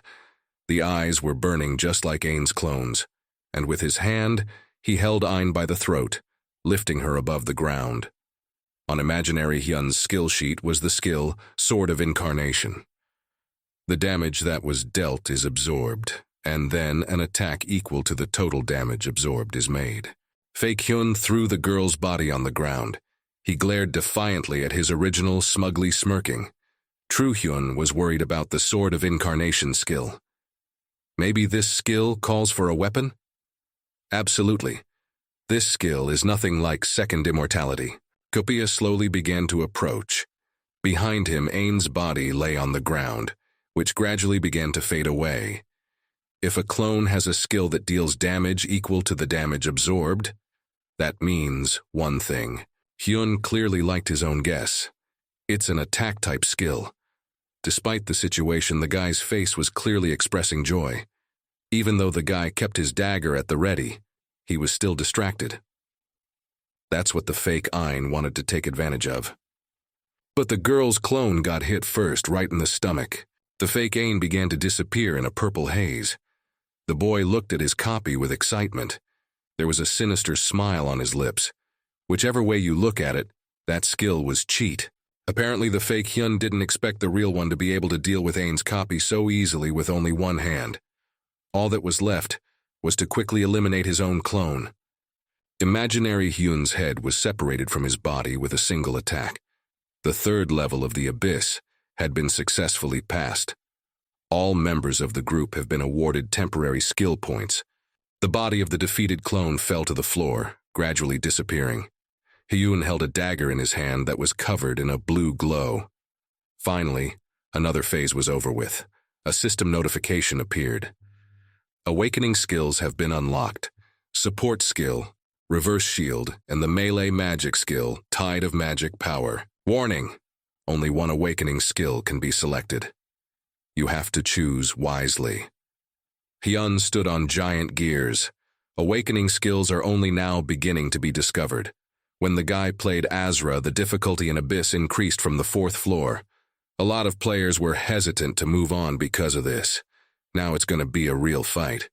Hyun was now without Ain, and he needs to do at least some damage in a support role. The guy put all of his skill points into Heavenly God Defense. The theme in Access was Sword of Incarnation. Hyun decided to change the name of the skill to Second Absorption. Even without a partner, he needs to get more information before going back in time. But what was the lad's surprise when he heard his partner's voice? She noticed that what was happening gave the guy satisfaction. The girl became a ghost after her death and watched everything from the outside.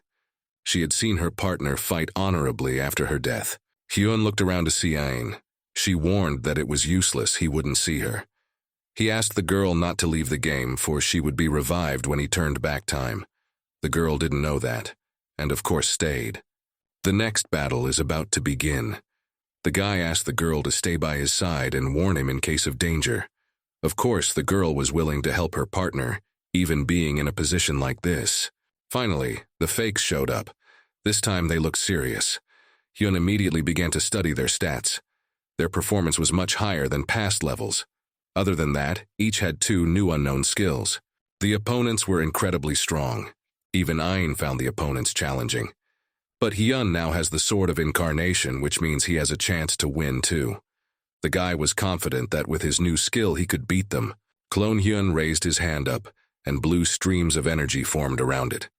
Ain saw this and warned her partner. The enemy Ain abruptly snapped out of her seat and headed towards Hyun. The fire was already in full blaze, creating an intimidating effect. The partners immediately realized that a new skill had been used, because the guy definitely didn't have one in his arsenal of skills.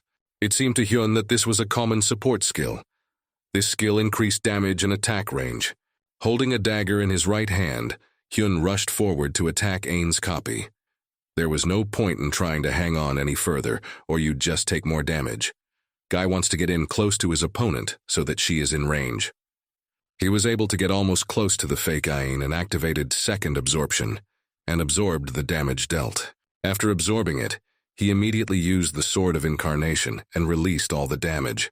But even though a lot of damage was dealt, it wasn't enough to kill the fake. Hyun stood at a distance from his target, watching her further actions. The enemy, after all, like Hyun, could use Second Immortality and absorb damage. The fight will be tough because before this guy fought one-on-one, but now Ain is gone and you have to fight against 2.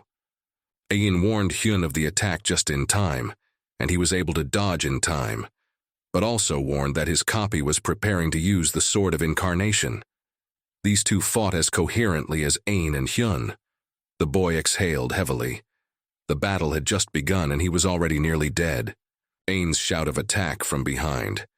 The enemy Ain had already thrown a punch, but in the final seconds, Hyun avoided the hit. They don't give you a second to pull yourself together. If he is distracted for even a moment, he will die immediately.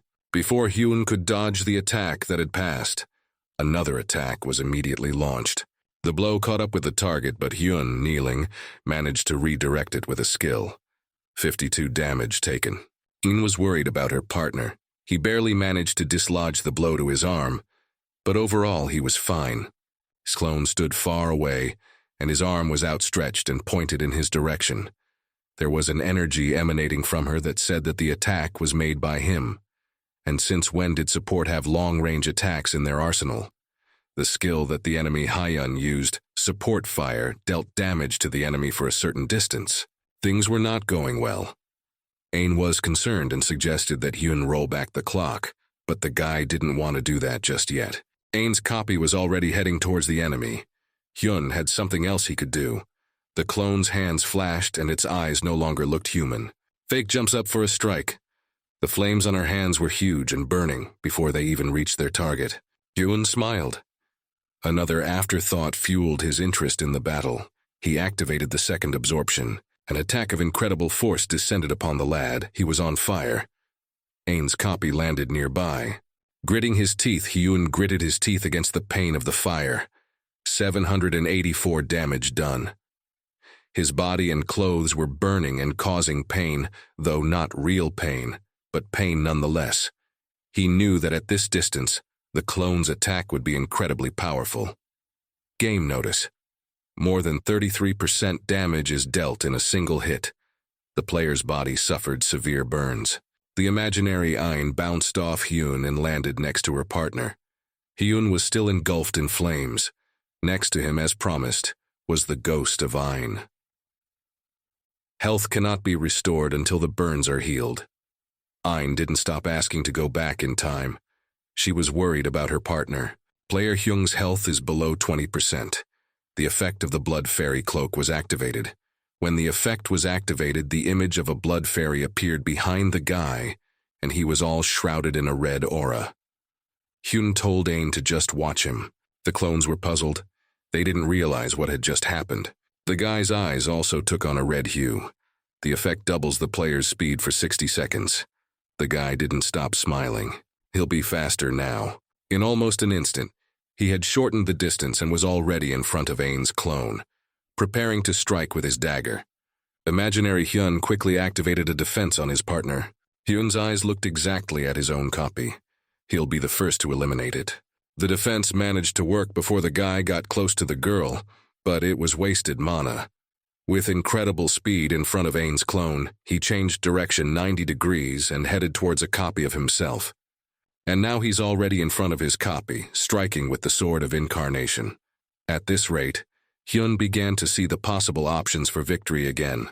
The imaginary hen was injured and was falling to the ground, but it still wasn't enough to kill him. It seems that this hit was not enough to do maximum damage, and the Sword of Incarnation still needs time to activate. Hyun only needed to make one attack, and he inflicted it. But something was wrong. The clone was enveloped in a dense cocoon of blue energy and took absolutely no damage from the last attack. The guy decided to back off. Not knowing what I was facing, it was the best decision. Imaginary Hyun was simply blazing with a blue glow. The awakening skill, Reverse Shield, was activated. Hyun was very interested. Looks like the enemy was using ultimate. Nearby was the ghost of Ain. She was still questioning whether or not he could definitely pull it off. The boy assured the girl that it was too early to give up yet. Looked like fake Hyun was preparing to launch a long-range attack. Hyun felt that using ultimate simplified a lot of things. He now knew all of the enemy support skills, and didn't have to worry that there was some hidden one left. Noticing movement behind him, the guy was distracted by Ain's copy attacking him. Meanwhile, at the same time, Ain's ghost warned of a long-range attack by the enemy support. Hyun was just waiting for this moment. Instantly, he used shield and secondary absorption. He wants to try and fend off both of these attacks at the same time. The guy turned around to the girl attacking from behind, inflicted an abnormal weakness status on her on impact, and absorbed his clone's attack at the same time. If it succeeds, they won't be able to block it. The Sword of Incarnation skill has been activated, and a series of punches rained down on the imaginary Ain. The player has been notified. More than 33% of the target's health damage was dealt during a series of strikes. It was getting harder and harder to fight. Next to the guy's leg lay an already defeated copy of his partner, slowly turning into a haze. This maneuver was hard for the guy, but he successfully pulled it off. The guy stood, still holding his dagger at the ready and keeping his gaze on his clone. The Blood Fairy's incense has already expired, but the fight wasn't over yet. The imaginary Hyun stood at a great distance and was still shrouded in a cocoon of energy. The description of ultimate said it was effective for 5 minutes. Hyun wasn't about to give his opponent the opportunity to take advantage of that advantage.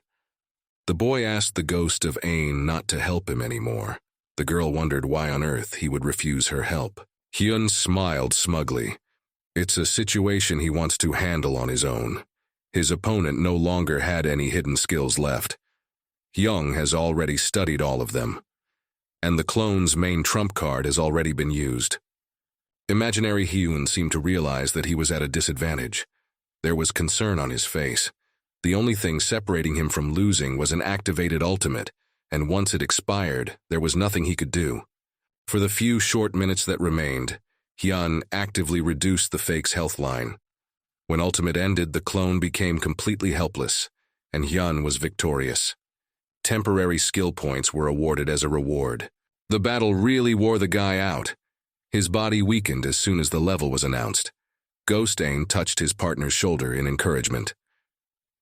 But the guy probably didn't even feel it. The girl praised her partner for a great job. There was still an unvaporized clone lying in the back. 2 more awakened skills were unlocked. Awakened support skill, Mirror of the Soul, and awakened ranged magic skill, Flash of Remnant. Hyun looked terribly exhausted, and Ain still asked about time travel back one more time. The guy agreed, but first he wanted to do some reconnaissance. The transition to the next level has begun. Hyun wasn't going to fight. He wanted to at least find out what the strength of the opponents would be.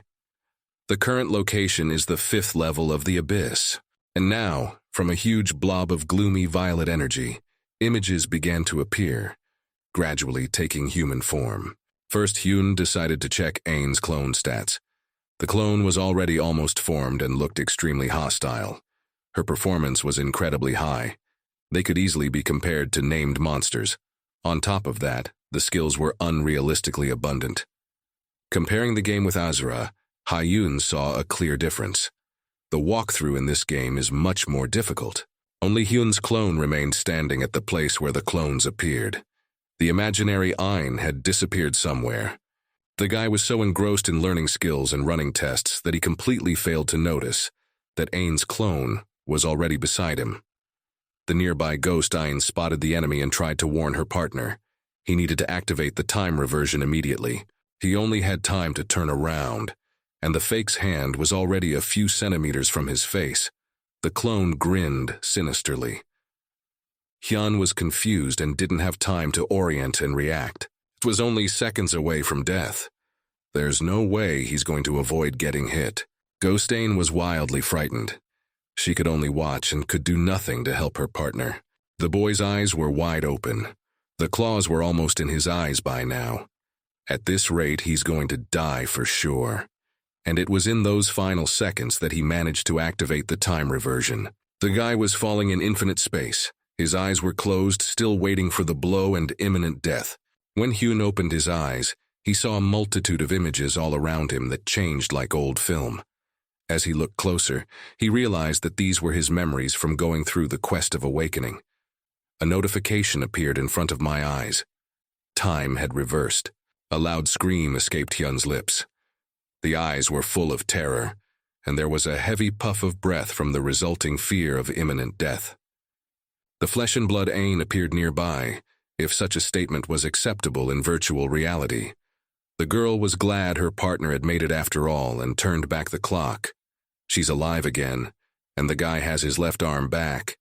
Hyun was very happy that Ain had come back to life. I was immediately relieved. And so they stood in the same spot where this quest had begun. The girl decided to tell the guy off. If it wasn't for her, they would both have died and failed the quest. Hyun grinned. It was definitely because of her that they were now standing in this place. They were able to get through the 5th floor, but comparing the 4th and 5th levels, there was a huge difference in difficulty. Hyun said he would leave the game for a while because he wanted to get a drink. The girl agreed to wait for him. Hyun went into rest mode. He needs to clear his head and think things through. The guy greedily drank water from the bottle. He was overcome by an unbearable thirst. He opened the window and looked outside. Exhaled. He felt much better. The 5th floor of the Abyss was difficult in Azra, but what he faced today was barely passable. Few players would venture through the 5th floor, and Hyun was the kind of person who would make up his mind. Relaxing, he leaned against the window frame. His pride as the best player in the world, Azra, was on the line. He couldn't just drop everything. There's bound to be some way. A light breeze blew across his face, and the thought of the wind planted some sort of an afterthought in the boy's mind. Hyun came back from vacation mode. The guy was determined. Ain was just as determined to win. The partners started the walkthrough from the beginning. The first level wasn't even worth the hassle. They'll figure it out quickly. They were not worried about passing levels they had already previously completed. So they went floor by floor very quickly and efficiently. Hyun was concentrating on throwing strikes. Now he was always on guard, knowing that at any moment something could go wrong. We couldn't let our guard down, and so they went the 4 floors of the abyss. The system allowed some time for players to rest and distribute time points. Hyun and Ain stood side by side. The girl studied what was left of her opponents. They dealt with them so quickly that the clones didn't even have time to use ultimate. Fortunately, no problems were encountered during the walkthrough. The guy opened the panel with characteristics and skills. The first thing they have to do is distribute the remaining points and decide on skill. The girl understood and began to do the same. The current location is the 5th level of the abyss. Opponents had already begun to appear on the battlefield. Hyun briefly recalled Ain's plan. A truly difficult battle is about to begin. The fakes were already standing, fully formed. You had to concentrate as much as possible on what was going on. The opponents looked incredibly strong. There was a violet aura surrounding them, and the fight began. Fake Ain had already rushed at Hyun, enveloping her hands in fire. Hyun's clone was also going on the offensive. The partners got ready. Hyun immediately activated the Sword of Incarnation. This time they had the advantage. Right now, Ain's clone couldn't take him by surprise, and he was able to repel her attack. Hyun managed to push the fake Ain very far away. He shouted, getting his partner's attention. The guy was instantly by his clone's side. The one clearly didn't expect to move so quickly. Sword of Incarnation deals the same damage that blocked the second absorption skill. Like all skills, these have limitations. Hyun concluded that it was better to use multiple attacks rather than strong single attacks for absorption. In order for Hyun to maximize the effectiveness of the Sword of Incarnation, he asked Ain to learn the wind skill. The wind magic emitted a pleasant green glow. Ain watched with interest as a small vortex wriggled over her hand. Likewise, Hyun temporarily disbanded their squad so he could absorb the damage from wind magic. The guy stood calmly while the girl dealt damage to him with wind magic. By absorbing every hit of her magic, he would be able to use almost the maximum damage of the Sword of Incarnation. Hyun threw a straight punch right at his clone. Toth didn't even have time to put up a defense.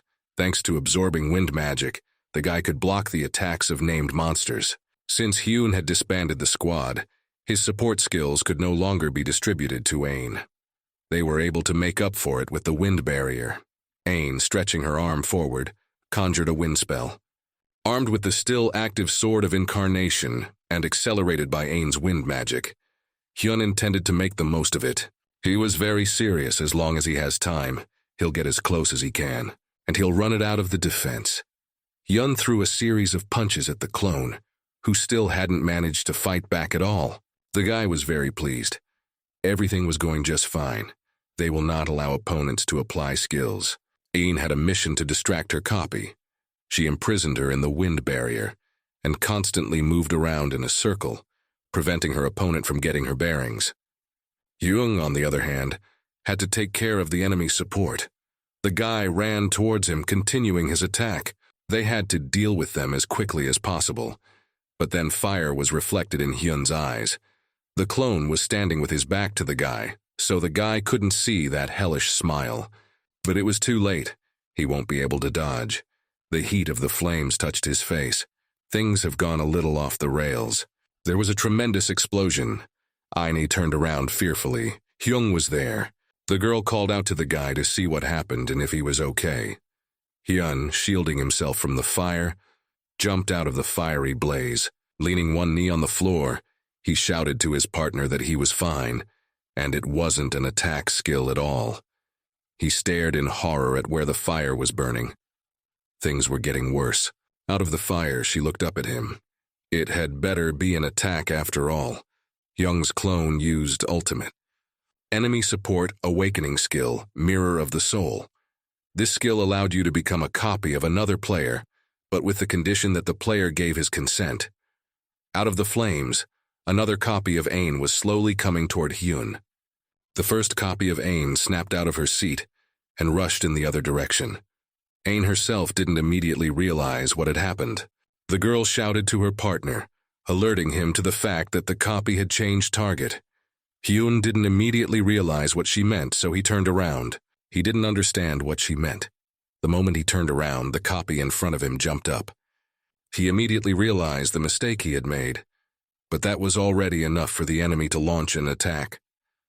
Hyun was trapped between two fake Ain. He noticed the second one late and won't be able to dodge in time. A little more and he would be torn into it by fiery claws. The guy was trying feverishly to think of how he could avoid maximizing the damage. It couldn't just end like that. Suddenly, something quite possible hit him in the back. As he later realized, it was a torrent of wind.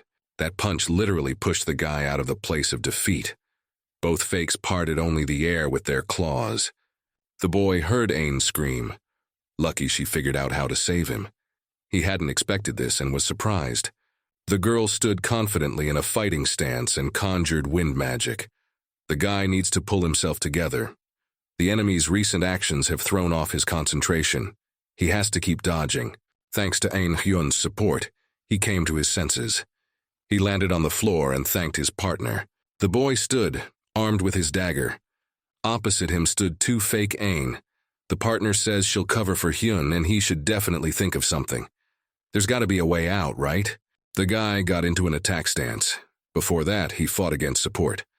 But things have changed a lot, and now things are only getting more fun. Like sinister twins, the clones stood, ready to attack at any moment. What is the strategy to choose in such a scenario? Ain was worried about her partner. Fighting the fakes was difficult. They went to level 5 10 minutes ago. Hyun already had the Blood Fairy's ignition effect active. The guy was pretty exhausted. He stood, surrounded by a red aura of effect. He can hold out a little longer. The effect will last for another 25 seconds. The situation was worse than ever.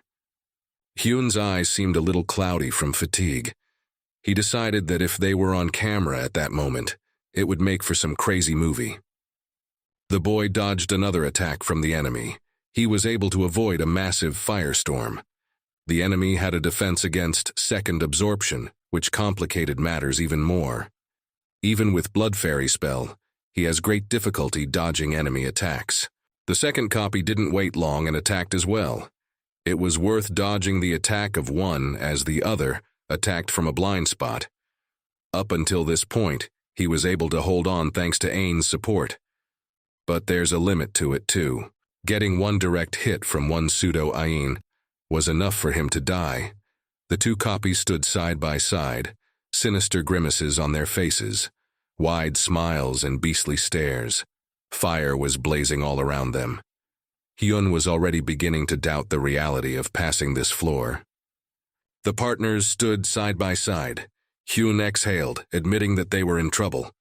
The enemies stood at a distance, surrounded by fire. Hyun turned her partner's attention to the movements of one of the fakes. Her palm began to spark strangely.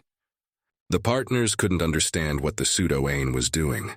She spread her legs wide and sent her hand out in front, holding it up with the other. The boy had a hunch about that, but he wasn't sure about it. He watched the scene carefully. Fire was concentrated in the palm of the copy's hand. It was getting brighter and brighter. The lead from her palm outshone everything around it, and it seemed like a very bright star. And then the boy guessed and was immediately horrified. At the top of his voice, he shouted to the girl that it was ultimate. I had to duck right away.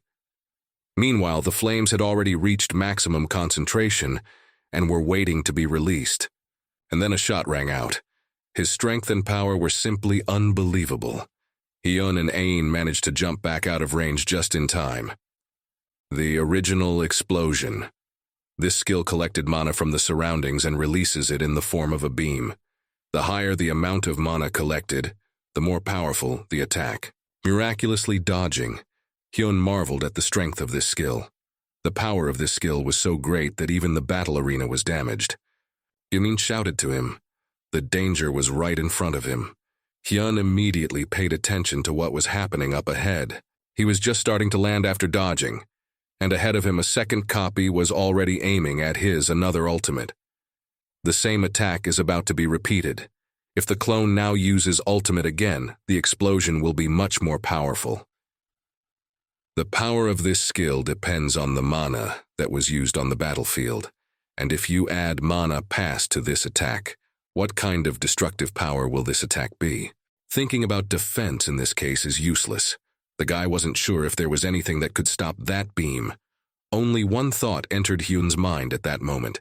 He threw his dagger with all his might. Changing the direction of this reception was the only way to avoid death. The dagger hit the exact target, namely the pseudo-Ain's hand, and as a result, changed the direction of her hand. There was horror in the copy's eyes. The explosion will happen right next to her. The explosion went off right under the clone's feet. The power of it was unimaginable. The shockwave reached Hyun. He covered his face with his hands and tried to steady himself. The guy yelled for his partner to move farther away. He was glad that this destructive force was able to be channeled onto the floor. But there was no way he could have predicted such consequences. There was a large hole in the floor. Violet energy streams began to erupt straight from the ground. From this force, the hole began to enlarge, shattering the arena. Although energy was coming out of the resulting rift, the clone that made that hole was being pulled inward in reverse. From the system message, it was clear that this purple glow was the energy of the abyss. Hyun backed away from the place. One copy that was closer to the edge got sucked into the abyss. The other was on the very edge and trying not to fall. Jung appeared next to Hen. Apparently, the copy that was swallowed by the abyss is dead. The guy still had 10 seconds of Blood Fairy ignition left. The partners were lucky. They only had one opponent left. But Hyun didn't have any more weapons. And soon, the Blood Fairy's fuse effect will be gone. The remaining fake tried to resist the pull of the abyss. Hyun really didn't want to resort to this particular plan. And yet this was their only opportunity. Hyun beckoned for his partner to follow him. The clone was horrified as she watched the abyss try to pull her into the hole. Ain couldn't keep up with her partner. Hyun acted quickly, not giving himself time to doubt. One had to accept that this was their limit, as bitter as it was. Pseudo-Ain noticed her enemy approaching and turned around fiercely. There was rage and terror in her eyes. All the strategies Hyun had come up with had failed, so this was their only way to win. He used second absorption and shield. Hyun knocked his opponent down with a takedown attempt. Then it was Ain's turn. She had to use wind magic to push her partner. The girl pointed a green glowing hand toward the boy. The wind directed him toward the hole. He was sorry to end it this way. There might have been another way after all, but Hyun couldn't see it. As they approached the abyss, the replica's body changed its shape, beginning to merge with it. Hyun didn't like the way they were winning to the point of insanity. If they still get the opportunity, they can definitely pull off a decent win. The 5th floor of the abyss has been passed. Lyoner, Asrian Control Center. There were many people in the spacious room with many monitors. On the screens were images of fragments of Hyun and Ain's battle. All these people were dressed in white coats. There were cheers of delight and surprise all around. Everyone was impressed that these two were able to pass the 5th floor of the abyss. The girl, blonde-haired with blue eyes, clearly a foreigner, addressed her Korean counterpart. There was bewilderment on Mrs. Marie Lyon's face and miniature glasses. Kang Seung-chul, that Korean co-worker, was shaking with fear. Sweat was dripping down his face. He was shivering and biting his fingernails nervously. Previously, he had assured the woman that players would not be able to pass level 5. He nervously suggested the environment was probably to blame. While designing this level, he didn't take into account the possibility of passing it thanks to the destruction of the map. Ain and Hyun were shown on the monitor screen. Upon completing the 5th floor, the system would return them to the game world. Players will now get their awakening skills. The workers didn't know what to do now with the skill the players would get. It all depends on how the players decide to use them. Staff member Robert Connor decided that in addition to awakening skills, it made sense to discuss the Sword of Incarnation as well. He felt that this skill was too imbalanced. Considering all the limitations of this skill, it was quite balanced. This was the opinion of Mori Wataru's co-worker. The argument that was beginning was interrupted by a man with blue eyes, already graying hair and a beard, Fred Gash. The arguments of their colleagues were pointless, for Asrian was already a completed game and there was nothing they could change. The conversation also mentioned a certain person who may have influenced this game. They had nothing else to do but continue their surveillance. Hyun cried without holding back her emotions.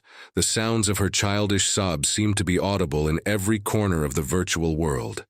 Notification windows popped up in front of my eyes. Traces of the past have been destroyed. And then they were informed that it was impossible to choose the awakening skill on their own, and it was chosen automatically. This plot twist was in no way expected by the players. After so much effort, they were able to pass level 5, and they were denied a choice because of a broken location. The girl was more than a little pissed off.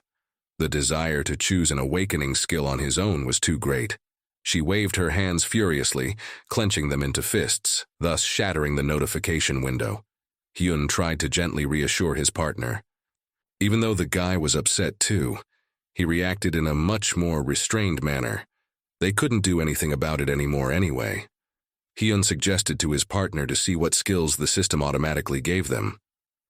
Both of them opened the skill window and studied the contents. What they saw clearly struck both of them, and apparently in a good way. In fact, both looked at each other with satisfied smiles at the same time to share the good news. The next day, the guy visited a very crowded place. All the tables were occupied, and it seemed that the customers were only talking about Azrian. So far, my first impression of the reunion was vague, as everyone was just talking about the game. Everyone was already a student from different universities, and despite that, they were still just as eager to discuss the topic of games. Taking the cutlery in his hands, the lad brought it up to the appetizing steak that lay before him on the plate. He hoped he didn't have to enter the conversation after all. He had only come here for a free meal at a good establishment. Suddenly, someone interrupted his meal by slamming his hand on the table across from him. It was the organizer of today's meeting, Kim Jae-hoon. Settling into a chair across from him, he started a conversation about starting to play Azrian and clarified if Hyun was playing. The guy was stressed about it. I didn't even want to eat a piece of meat right away. They never socialized once in high school. So why did Jae-hoon decide to talk to him now? As much as Hyun avoided talking about the topic, he had to answer the question in the affirmative. Clearly in a good mood, Jae-hoon expressed his joy at seeing everyone who could make it after so long. Hyun once again tried to eat a piece of meat but was interrupted again. Jae-hoon wanted to ask him a question, and it had to do with a game he'd played before. The former classmate remembered that Hyun used to play her often and for a long time. Hyun was clearly surprised by the topic of conversation. Confused, he only confirmed the words of his interlocutor. Jae-hoon was amazed at how long the classmate had been playing this game. Even more unexpected was the offer to become a professional gamer. Such a flood of surprises was putting Hyun in a stupor. There was no way he could have expected such an offer at the reunion. Jae-hoon asked if Hyun knew the cyber sports team Stardust. Hyun once tried to join this team. As it turns out, they are now looking for players with experience in Azra. Information from these players is very helpful, but it has proven difficult to find them. It wasn't surprising, as the game doesn't even gain 300 online users at a time. At this thought, Hyun was immediately saddened by the fate of his favorite game. Jae-hoon claimed that if Hyun applied with such a passing history of 8 years, he would be accepted into the team without any questions. Apologizing, Hyun declined the offer. Jae-hoon clearly didn't expect that such an offer could be refused, and was very astonished. Hyun promised to think about that suggestion later. The guy was clearly uncomfortable after Hyun's refusal, so he decided not to insist, but still warned that if he changed his mind, to contact Jae-hoon at once. Hyun was sure he wouldn't change his mind. Still, out of gratitude for the delicious dinner, I decided to tell him something. Still, the love of games played out, and Hyun decided to tell a classmate about Hidden Quest. The guy figured it wouldn't do any harm.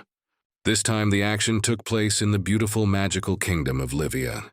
Hyun was looking for one place and didn't forget to think about the recent proposal. Being a professional gamer definitely has its perks, but the guy preferred free play without depending on organizations. Jae-hoon was very grateful for Hidden Quest, so much so that he began to offer any possible and impossible help. The guy was in a good mood, and was even thinking of meeting up with Jae-hoon from time to time, and discussing their playthrough of the game. But perhaps all that will come later. Hyun was already close to the right place. Now the guy has set his sights on learning the workings of his ultimate before Ain enters the game. Hyun came to the store. He wanted to rent a mannequin, preferably one with a humanoid build. The guy slowly strolled through the store, looking for the right product. Here his gaze did find something suitable. The mannequin looked like a plush jester doll, only it was holding 2 swords. The rental time is 3 hours. When the time limit expires, the dummy will dissipate, or it will dissipate earlier if it takes maximum damage. Hyun headed for the rock crab habitat. It wasn't far from the Magic Kingdom. Red Jester's dummy leaped into the air, rising high above the crabs that roamed below. He landed in the very center and whirled the wave of powerlessness skill around them. Jester was striking lightning-fast blows at the crabs, and the crabs could do nothing in response. There was a whole canyon of defeated opponents, and there were enough of them to level up. All this time, Hyun was inside Jester. He was absolutely thrilled with his new skill. His awakening skill is manipulation. The guy could manipulate a target within a 20-meter radius, without the target's consent being required. And while the soul was in someone else's body, the main body disappeared, so there was no risk of attack on the native body. Also, the skill was compatible with other classes. Also added to the skill arsenal was the skill Wave of Powerlessness, which also made Hyun very happy.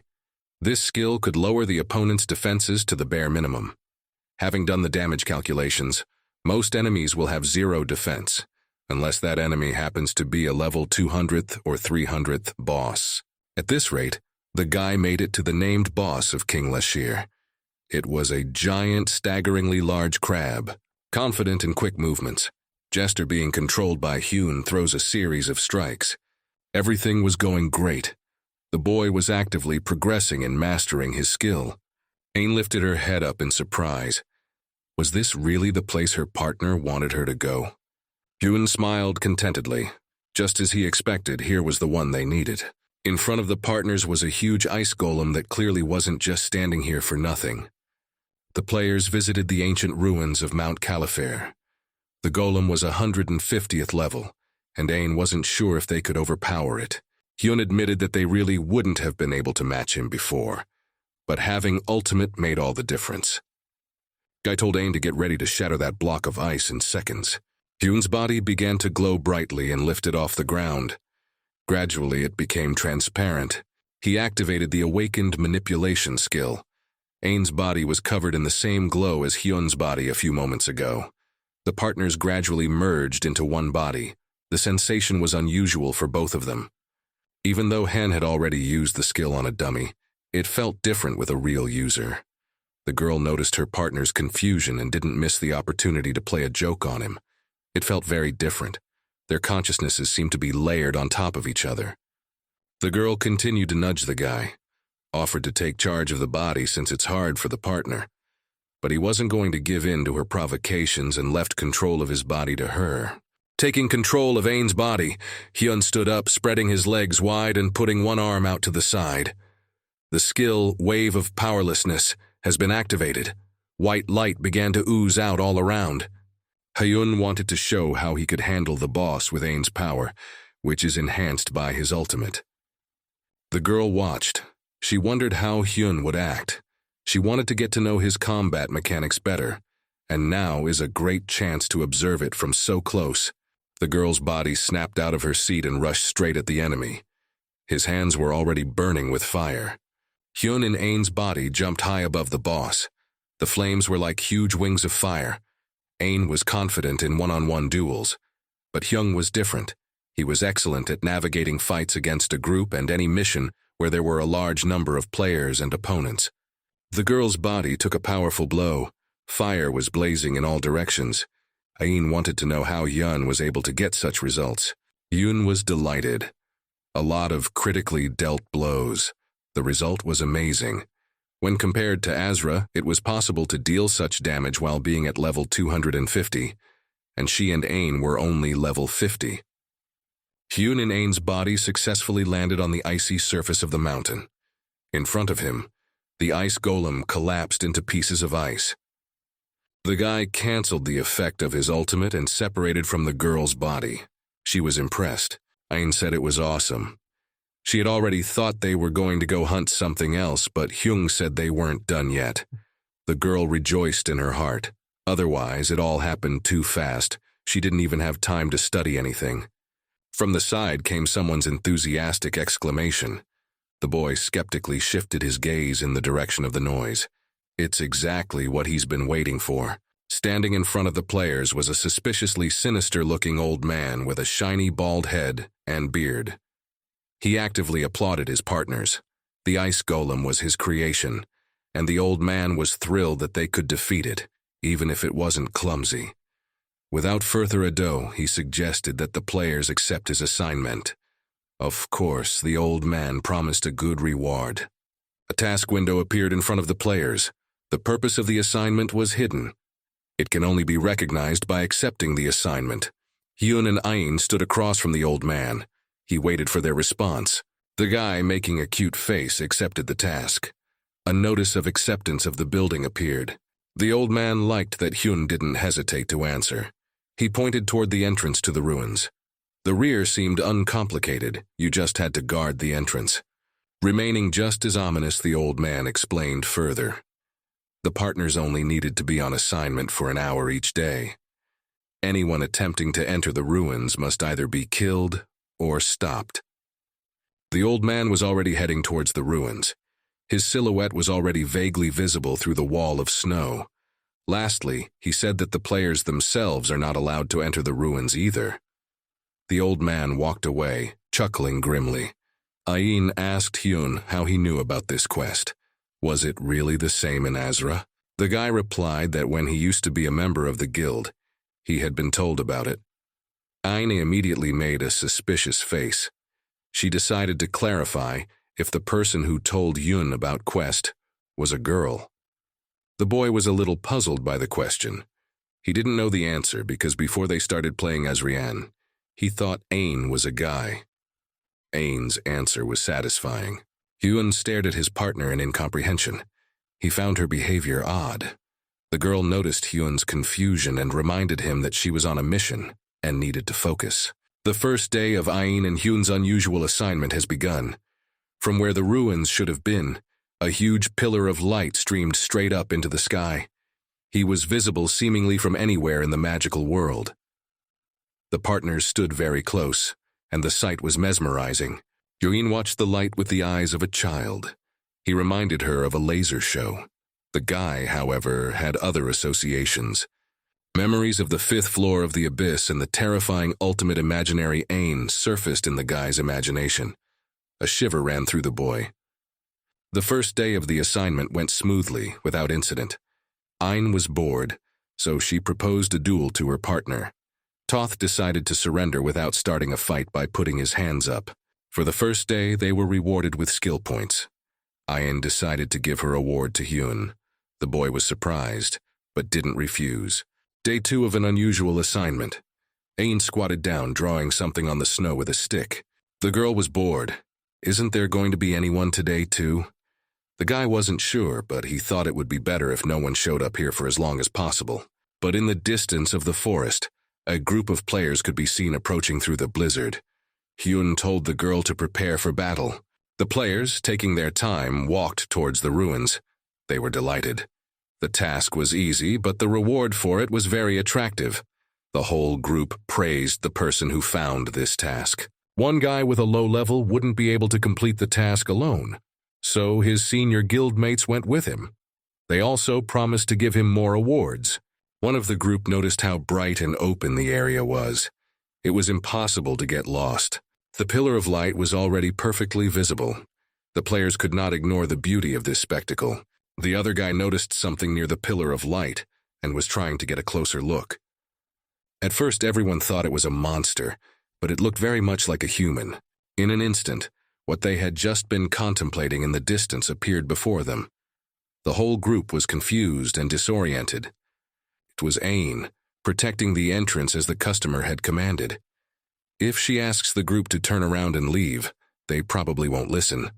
She had already brought her flaming hand in for a punch. The team leader shouted the readiness for battle. He prepared to defend his allies. But Ain's fire and her intimidating gaze were in front of him. A single blow was enough for the girl to kill the leader. The rest of us were scared. Next, Ain struck another one. They don't even have a chance to react. Another member of the squad is dead. The girl had a devilishly intimidating smile. She asked again if they would leave if she asked. The remaining 2 band members were horrified at what was happening. The only girl in the group hysterically started casting spells towards Ain. Ain was still standing next to the defeated squad member. His body already vaguely resembled a human silhouette. Magical projectiles were heading towards the girl. But just it seemed they had reached their target as Ain fended them off with one hand. The players were scared. They had never seen anything like this before. How can an attack be taken and hand-waved away? It wasn't just a girl, but an unimaginable something that was looming over the players. Who can fend off attacks with their bare hands? There was a fire blazing around her, even though it was cold all around and everything was covered in snow. One of the rest of the group began to remember something. What he saw seemed familiar to him. He remembered. He'd already seen this girl somewhere on the internet. Ain slowly approached the unfortunate people, drawing more and more terror upon them. You couldn't see it on the video, but this douche was smiling at the kills. Players don't act like that. It's definitely an NPC. This was the conclusion reached by one of the temporary survivors. The second day of the assignment was over. Ain was in a great mood. Hyun couldn't even guess that she would react like that to a fight with the players. The girl had been fighting monsters alone for a long time, so battling users was like it was new to her. The entire time Ain was fighting, she was under the influence of Ultimate Hyun, but controlling the body was Ain herself. The guy couldn't understand the pleasure one could get from fighting weak players. Ain took it as a dueling proposal, but Hyun was still trying his best to avoid dueling with the girl. An elderly laugh sounded behind him. Both partners turned around. They only stayed here so that the old man would give them the reward. The old man was pleased that he had managed to stop those who were trying to pass into the ruins. As a reward, he gave the players a copy of the Celestial Elixir of Abilities. Hyun clearly liked the award. He was pleasantly surprised that they were able to obtain this elixir.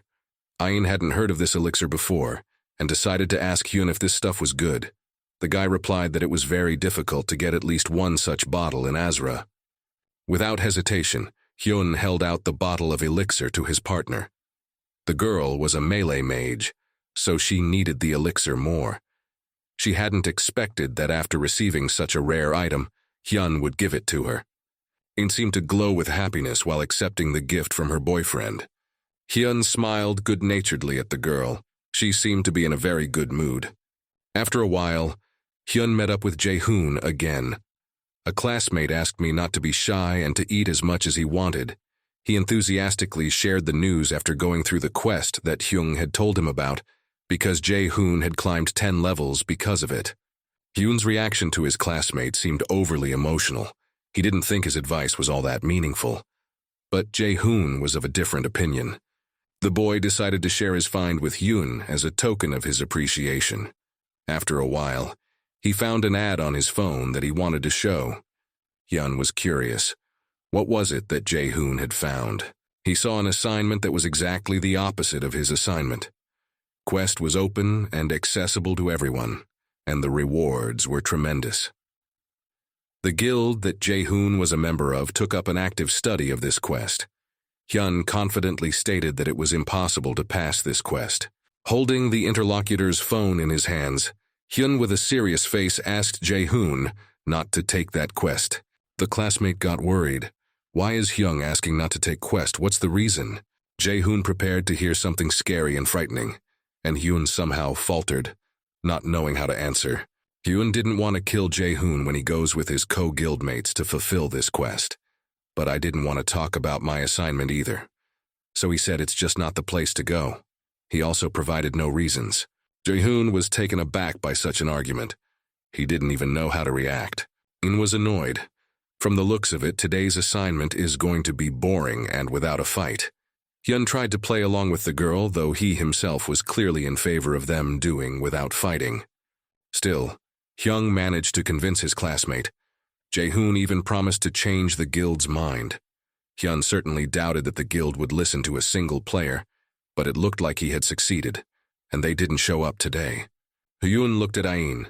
Still, one day without fighting isn't so bad after all. But the girl wanted PvP. Hyung thought about it, but Jae-hoon had already treated him many times when he met him. Thinking about it, the guy was starting to feel guilty. An old man's voice came from behind us. Despite the idleness, today's day passed quickly. Day 3 is complete. The reward for the day was a unique sword. On the web, more and more players found an unusual task with a huge reward. More than one team could participate. Later in the assignment, there was a level restriction. Players up to level 50 could take on the task, and the reward was steadily increasing. Even foreign guilds would participate. It has become known that the strongest guild, Dark, will take on this task. This guild had players ranked 7th and 2nd in top.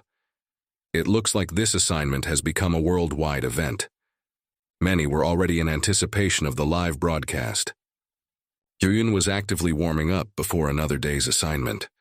The guy decided to inquire about his partner's readiness. The girl was ready and was kneading her hands, but doubt was taking her. Maybe no one will be here again today.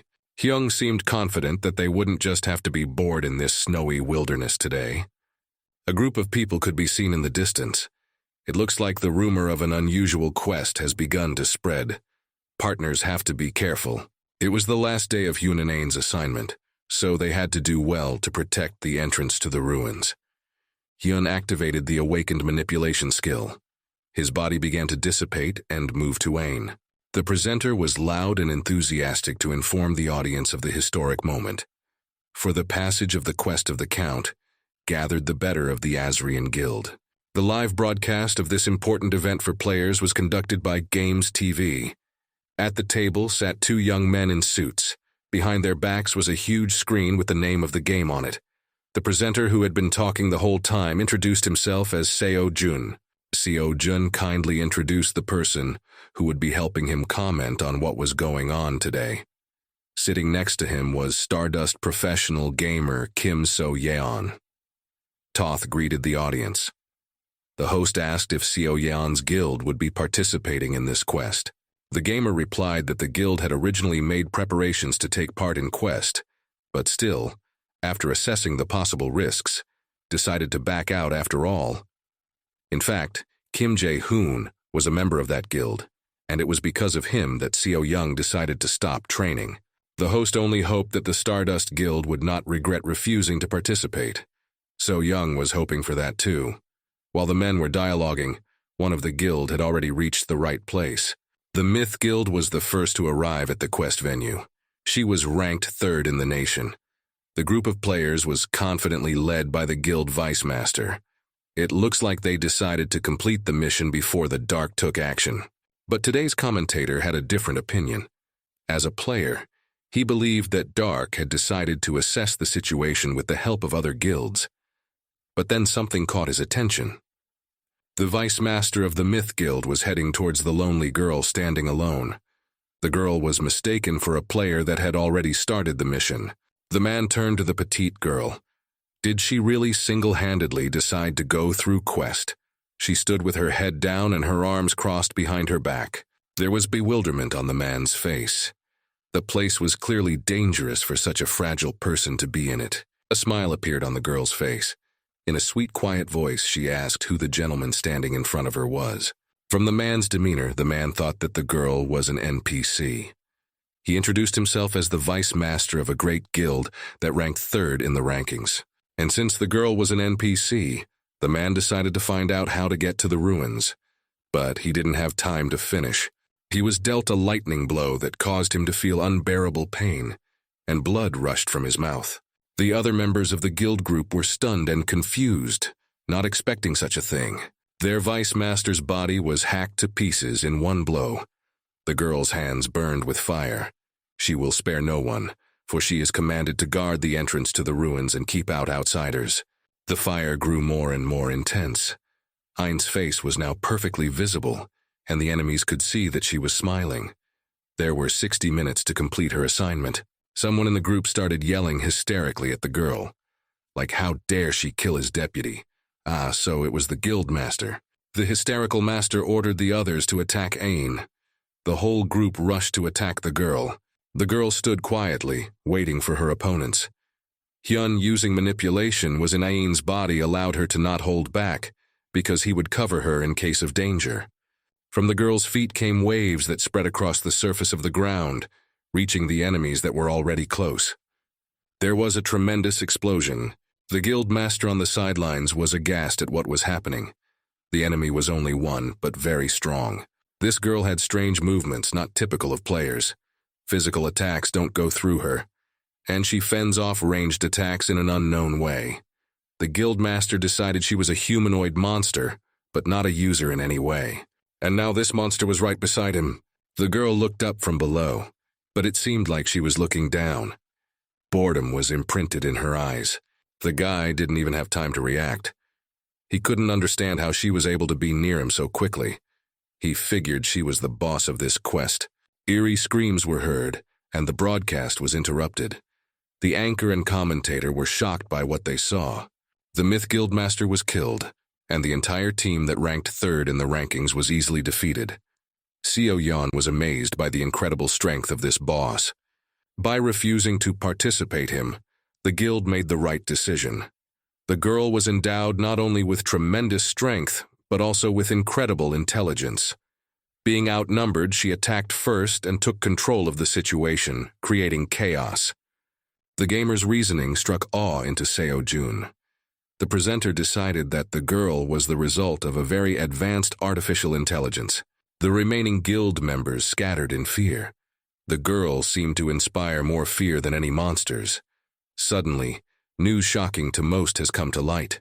One of Korea's strongest guilds, Warren, had surrendered. Seo Yeon thought this decision was quite competent. They were able to assess their own forces and concluded that the enemy was stronger. There was someone watching from a safe distance. Everyone was wondering what decisions the Dark Guild would make. At this point, this guild was the first guild in the world. Guild Master Dark XL. He stood with his arms crossed over his chest. What he saw was a surprise to him. He certainly didn't expect to see this girl here. Some time ago, a video titled "Two Attacked a Named Boss" went viral. It showed a tall guy and a short petite girl engaged in a battle with a named monster leopard. And the girl's skills were very unusual.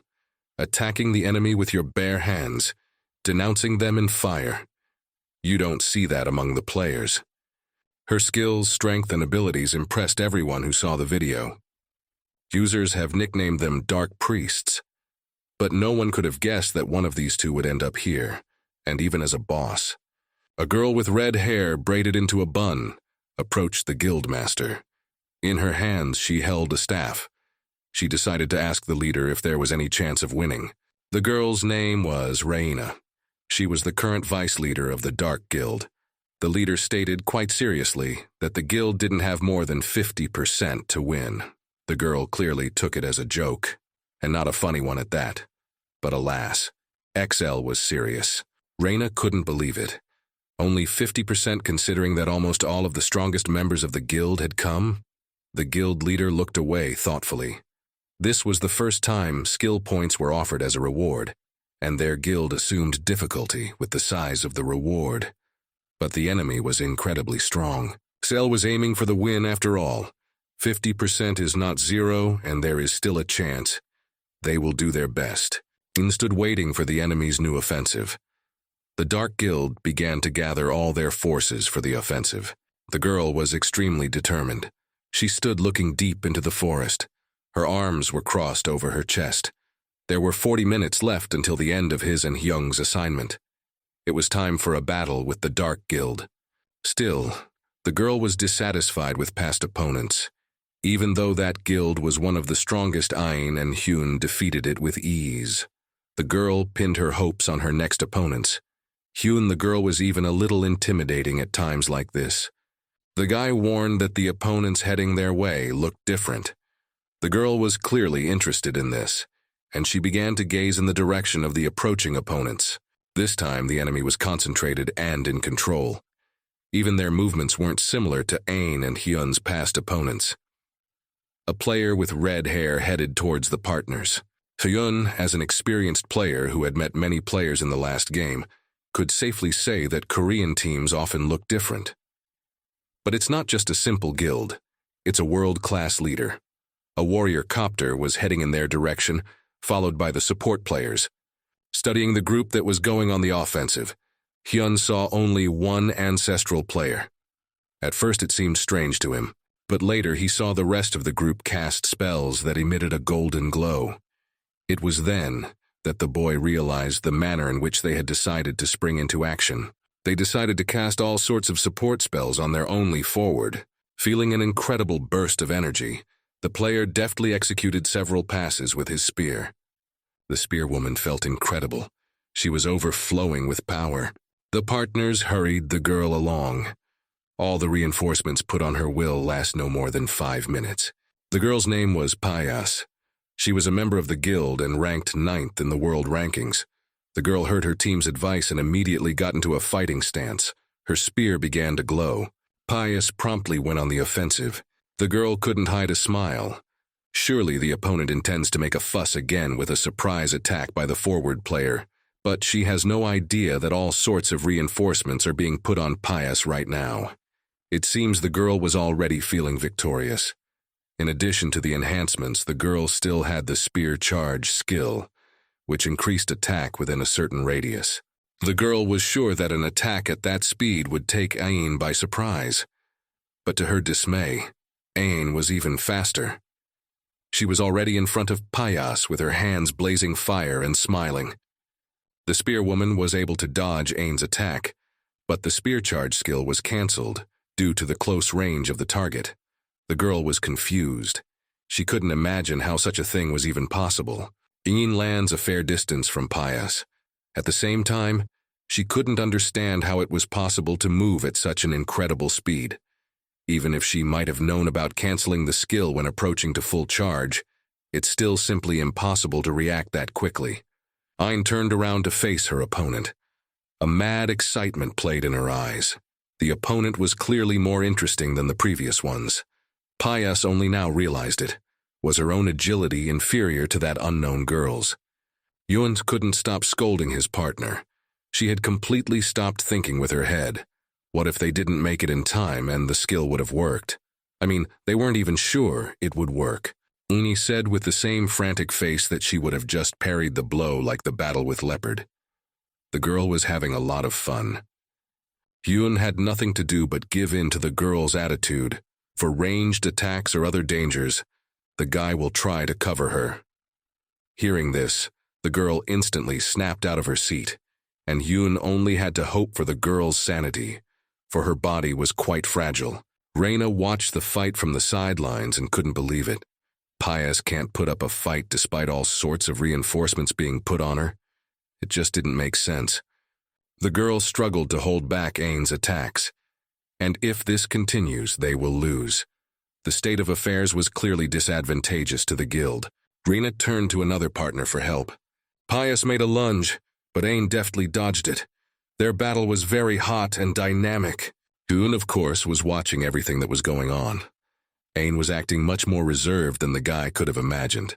Ain stood in front of her opponent, while Hyun noticed an attack coming from below from the girl's blind spot. Payas wasted no time taking advantage of Ain's distraction and activated the skill Breakup Struck. The situation was unfortunate. Ain was so engrossed in the one-on-one brawl that she completely forgot that other players could hit her from blind spots. The pennant wielder's strike is about to catch up with the target. The girl was separated from the impact by a few moments. Time seemed to slow down or stop altogether. Reina noticed that behind her, the girl she had asked for help had collapsed to her knees. Payas didn't realize what had happened. An abnormal status of powerlessness was imposed on her body. Hyun managed to activate his shield in time. Ain smirked gloatingly. He warned me. It doesn't matter if it's ranged attacks or other danger. Second immortality has been activated. Hyun took control of Ain's body in a paltry few seconds. He's got her back no matter what the situation is. The girl was relieved and thanked the guy for his help. Hyun has now handed over control of Ain's body. The enemy was paralyzed and the girl could attack him. Ain was seized by a new wave of excitement. The spearwoman watched in horror as Ain approached her, while she herself could not even move. Ain had already swung her fire-covered hands at the enemy. Pius was horrified. Death was already so close. She didn't want to die this way, not even being able to move.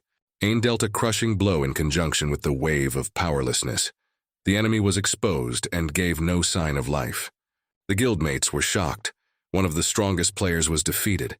Reyna was confused. They lost one of their best players and another was in poor condition. With loud claps, the leader drew the attention of the group members, preventing the panic that was beginning to set in. Reyna looked at the guild leader in surprise, not expecting him to be so indifferent to the loss of his comrade. XL ordered everyone to take their positions to continue the battle. Excitedly and loudly, he shouted that the guild was still capable of fighting and fighting back. A new plan will be explained to everyone, and everyone will act on it. The Dark Guild has launched a new offensive. This time, the player opposing Ain was a tank class. Just like Pius, every possible enhancement was put on him. Yun decided that maybe they were trying to stall for time, so that Ain would run out of breath and use up all the mana. The girl took out a pre-prepared bottle of potion and drank it. An empty elixir bottle fell next to the girl's foot. Only a small drop of liquid remained at the bottom of it. Ain used all of her mana, but it felt good. The in-game notification window popped up. The heavenly elixir of abilities was used. Wiping the remnants of the potion off her chin, the girl turned to her partner. Her face reflected excitement bordering on madness. She wanted to use her ultimate. The girl's statement was very surprising to Hyun.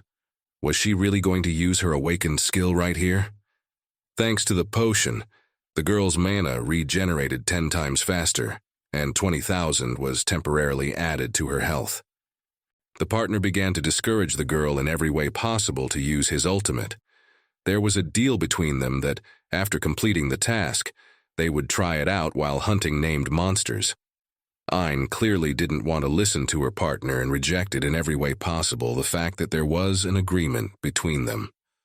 The girl's eyes blazed. It was clearly impossible to prove anything to her now. Not holding back, the girl rushed straight at the enemy, leaving a path of fire behind her. She had 2 lights on her hood that looked very much like animal ears. The girl confided to her partner that this battle was fueling her desire to give her best. Didn't he feel the same way? The girl soared into the air, swinging for a punch. The enemy was still not retreating, although the opponent's strength was monstrous, but he was only 1. The girl must have depleted her mana reserves severely over the past battle. Bearshield was ranked 7th in the world top and was fully confident that Ain wouldn't be able to break through his defense. The man saw the girl approaching and couldn't believe it. Did she still have any strength left? Yain delivered a crushing blow. The blow was of incredible force. The upper part of the enemy's body simply disappeared. XL was horrified. It just didn't fit into the norms of the game and battles in general. Doyin was heading towards the rest of the guild members. The fire around her was hotter than ever. Now she looked like a true beast. Her image threw everyone into a stupor and made them tremble with fear. Her awakened skill, carrying destruction, helped the girl become the incarnation of a wolf. While the reincarnation was in effect, the girl would lose health, and the allies would not be able to heal her. The skill lasted an hour and increased the damage dealt by fire attacks by 3 times. The presenter was incredibly shocked by all the events. The girl defeated one of the best players in the world, and she will need 1 shot to do it. The anchor's voice was already in raised tones. He was overwhelmed with emotion at what he was seeing on his screen. After finishing off Tank, Boss Quest was heading towards the remaining members of the guild. Seo Jun also noticed that the girl's appearance had changed. He even called her the Goddess of Flame. The gamer explained that the second phase of the boss battle has now begun, and that's bad news. When a boss goes from one phase to another, it's necessarily accompanied by some sort of amplification, which in this case is just a disaster. Ain was absolutely thrilled with the battle. The girl had been playing hard to get, and she wanted to test her ultimate. Ine destroyed the battlefield with the speed of light and the lightness of wind. One by one, the players were killed by her attacks, but still stubbornly continued to maintain formation. The guild leader stood behind everyone and pondered over various strategies. Reyna was still holding on, The chances of winning were getting slimmer and slimmer. Everyone tried to stay away from mine and only attack with ranged attacks. Things were bad. Little information was gathered and calculations were made without considering possible enemy reinforcements. The girl's unexpected abilities were far more than he could have guessed. It was a monster in a fragile girl's body. There was no point in even trying to predict her future actions, as she would change the trajectory of her movements and attacks at any moment. XL could no longer come up with a single strategy they could win. And so, when the guild master was about to surrender and give the order to retreat, a girl with long green hair and glasses stood beside him. It was the same mage girl who attacked with Ain's long-range attack from the blind spot and was subjected to the dormancy effect from Hyun's shield. She was finally able to recover from the earlier blow and decided to try to attack again. Mayday was ranked second in the world player rankings. The girl was determined and confident in her abilities. The recent attack had simply taken the girl by surprise, which was why she hadn't been able to react in time. This time it will be different, but first she needs to prepare herself. While Mayday was preparing the spell, the rest of the guild members were diverting Ain's attention to themselves in every way possible. Hyun's voice sounded in his head. To repel the attack, he needed to take the girl's place. The replacement was done successfully and on time. The girl was able to fend off the attack. The guy just masterfully deflected a long-range attack. The girl was impressed. Last night's repelled attack was amazing, but Ain already knew that a stronger attack was being prepared for them. What does Hyung intend to do about it? The guy didn't think the attacks were serious enough, but we still need to be careful. And don't forget about blind spots. The enemies were already ready to attack them.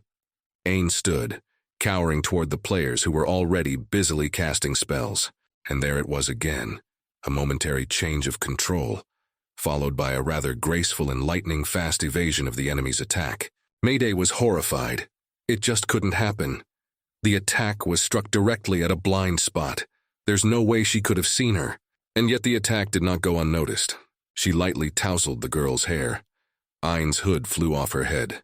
Everything was happening very quickly, and in those moments Mayday thought their gazes crossed. Ain looked exactly at her with her predatory red eyes, and her lips stretched into a malevolent smile. Another seemingly such a long moment, and the dreaded boss was right in front of Mayday. There was a reason Ain had approached her specifically. She knew that it was from her that the final attack had come. The girl's eyes were already reflecting the boss's fiery hands. Impossible. The angle of the attack eliminated all possible detection options. How was she able to figure out Mayday? The leader clenched his jaw in anger. This monster can dodge even blindside attacks. They tried absolutely every method to catch her, but nothing worked. Reina was horrified after Mayday's death. The guild has no more trump cards left. It was pointless to continue the battle any further. The leader asked his deputy to calm down and promptly inform all survivors to retreat. The Dark Guild dignifiedly admitted defeat and retreated. Ain didn't pursue them, but simply stood shrouded in flames and watched. The partners were very happy with the result. They forced the enemy to surrender and retreat. Still, most of the players in Azrian were new to the game, but it was still worth keeping in mind that former Azrian players could play the game. The girl was just in time to notice that their assignment was almost over. Yun asked to let him have control of her body for a while. The girl decided that he had discovered some more opponents. Hyung told the girl that, in fact, this hidden quest had one clear condition that it was time to fulfill. The girl looked puzzled toward the pillar of light emanating from the ground. A large magical seal glittered on the ground. It was from her that the light came. Right beside her, spreading his arms, stood a man. He laughed loudly and rejoiced at some kind of closure. This man turned out to be the very old man who had given them the assignment. He was insanely glad that all his efforts had been worthwhile. He said something about the light of heaven and how it had finally filled his body. Apparently, this whole procedure was difficult for him. He was covered in sweat. The old man heard the sounds of approaching footsteps behind him. He turned around frightened and asked, "Who's coming?" Ain stood in front of him and smiled in a very strange way. The customer recognized her immediately. He started yelling about how she shouldn't have left her work area. He was very angry, ordered the girl to get out of here. He even threatened to kill me. But it was all a bluff, for the old man had almost all of his strength spent on the ritual. Agnes jumped up and raced towards the customer. Thoth got scared and tried to talk her into going back and give her skill points for doing so. The old man was losing his temper and was already breaking down into shouting. Without hiding his anger, he ordered the girl to go back. The girl's hands were covered in flames, and hot fiery tongues headed towards the customer. The old man had almost completed his plan. He was only a couple moments short. The girl didn't have much strength left because of the past energy-consuming battles, but the blow was still very powerful. But the girl's hand met no resistance and split the air with a punch. Ein decided that the old man had escaped. The girl landed neatly on the snowy surface. Yun was in agreement with his partner's conclusion. A blue glow appeared in place of the pillar of light. All actions were completed just in time. If they had done everything even 5 seconds later, it's unlikely they would have gotten anything done. All that blue light energy came from a small blue stone. It was called Shard of Heaven. So this is what Hyung has been trying to accomplish all this time. Into his outstretched hand, a gem slowly descended. Hyun speculated that they were probably the first to get their hands on this stone in Asrian. The girl clenched the stone in her fist, and a bright blue energy, resembling lightning, poured out of it in all directions. In-game notification of receiving the Shard of Heaven has appeared. An icy vapor was coming from the girl's mouth, and her teeth were clenched tightly. A magical seal formed on the hand that once held the stone, right on top of the glove. As they broke the stone, they released the magical power of the shard and absorbed it into their own bodies. Another in-game notification stated that the partners were the first to receive the title Celestial Essence. Artificial intelligence has discovered something unusual. One vessel held as many as 2 souls. The system awarded both souls the title of Celestial Essence. Hyun was incredibly satisfied. His plan worked again. No longer holding back his joy and excitement, Hyun started laughing at the top of his lungs. Watching all this madness from the side, Amy asked her partner not to laugh while in her body. The guy was really excited. They both achieved the title of Heavenly Essence at one time. Thanks to the title, the partners no longer felt the cold. Their resistance to it increased by 50%, and their resistance to light also increased by 50%. A former Azra Steelstone player sat in front of a computer screen. He studied the recently completed quest count. He was as interested as most players in the boss that prevented him from completing the mission. It dealt very high damage and moved incredibly. Unsurprisingly, most players thought she was an NPC. Almost all the players in the comments under the live video thought the girl was a dark priest. The man, on the other hand, was absolutely certain that this was not the case. But then he thought he saw something strange and something familiar. He began to actively run the computer mouse across the table, rewinding snippets of the girl's battle once more and once more. Watching all of her movements, dodging and attacks, the man never left a strange sense of déjà vu. It sounds like he's seen it all before in Azra. And then recognition suddenly came to him. It's Ein, the werewolf from Azra. So was he really a girl? Meanwhile, in the Dark Guild, an atmosphere of despondency, sadness, and sorrow hovered in the guild. XL didn't stop blaming himself for being overconfident. Next time, he'll be sure to put as much effort into his preparation as possible. A game window appeared in front of all players, congratulating them for completing the task. It was strange, and the leader was completely confused. There was a conversation going on between 2 users in town. One of them was Steelstone. His companion was surprised that his buddy was only now realizing such an obvious thing. The interlocutor only glanced at the girl at the beginning of the task, and immediately realized that she was Ain. This guy couldn't mistake Ain's movements for any other. He was the one who, without tiring, constantly fought the girl one-on-one. His game name is Berard, and he's a former Azra player. Although he constantly fought Ain, he never won a single battle. Steelstone even huffed a little. Now the similarities were much more obvious. Steelstone was stunned. No one would have thought that Ain would turn out to be a girl. Looking at him, one always got the impression that behind the werewolf avatar lurked a large, menacing, and large man. Berard didn't understand what there was to be so much surprise about. It's a computer game after all, and it could very well happen. Or it could be that she changed her character here as well. But Ain is far from the only former Azra player to move to Azrian after all. Players move from one game to another at an incredible rate. Berard already knew a few of these players personally, and it makes sense that there are Azra users that no one knows about yet.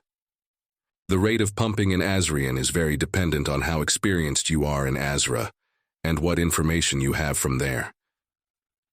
Thanks to the knowledge you gained in the last game, you can level up very quickly in this one. Berard and Steelstone, as former Azra players, knew exactly what it was like. Steelstone saw the common sense in his interlocutor's words.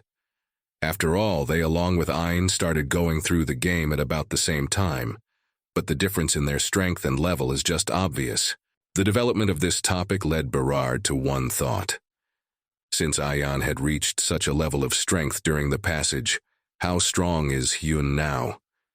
Steelstone shuddered at the mere mention of that name. That Hyun was also playing Azrian, he didn't know. When you think about it, and he was the best player in Azra by a wide margin. If he does move to a new game, how strong will he be here? The werewolf was constantly by Hyun's side, so it wouldn't be surprising if these two teamed up. And just how terrifying will the power of this duo be? It was scary to even think about. Steelstone decided to introduce this after all. It is not known how developed his imagination was, but it was evident from his face that he presented a rather vivid picture. Chagrin overcame both of them. From what I saw, they were fighting separately after all, since only Ain was on the battlefield. From the conversation, the decision was made to start raising the level immediately. With a sluggish gait, the friends headed off on quests to level up and improve their skills.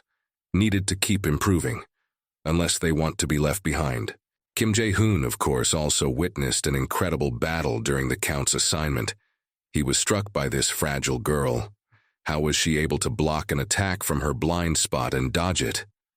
Player Kim So-young commented that it was the action of someone with two brains. If it's that complicated, only artificial intelligence could handle it. The guy had already revisited the fragments with the battle many times. Something was bothering him. The girl was able to properly utilize psychological techniques against her enemies. The sudden appearance in front of his face was just one of them. And that's what it was like to act like a living person, not a computer. Her long-range attacks were also handled excellently, though she had no way of detecting them. Analyzing the psychological techniques alone, one could learn a lot from this fight. Jae-hoon was not officially a member of the guild yet, but he was a trainee of the guild, and in 3 days there would be an evaluation to decide which interns would be officially accepted into the guild. There's not much time left. Jae-hoon decided to analyze the girl's battle to improve his internship results. Encouraged, he actively began to re-watch all the videos. Guild leader Dark XL gathered his comrades together to talk about the past mission.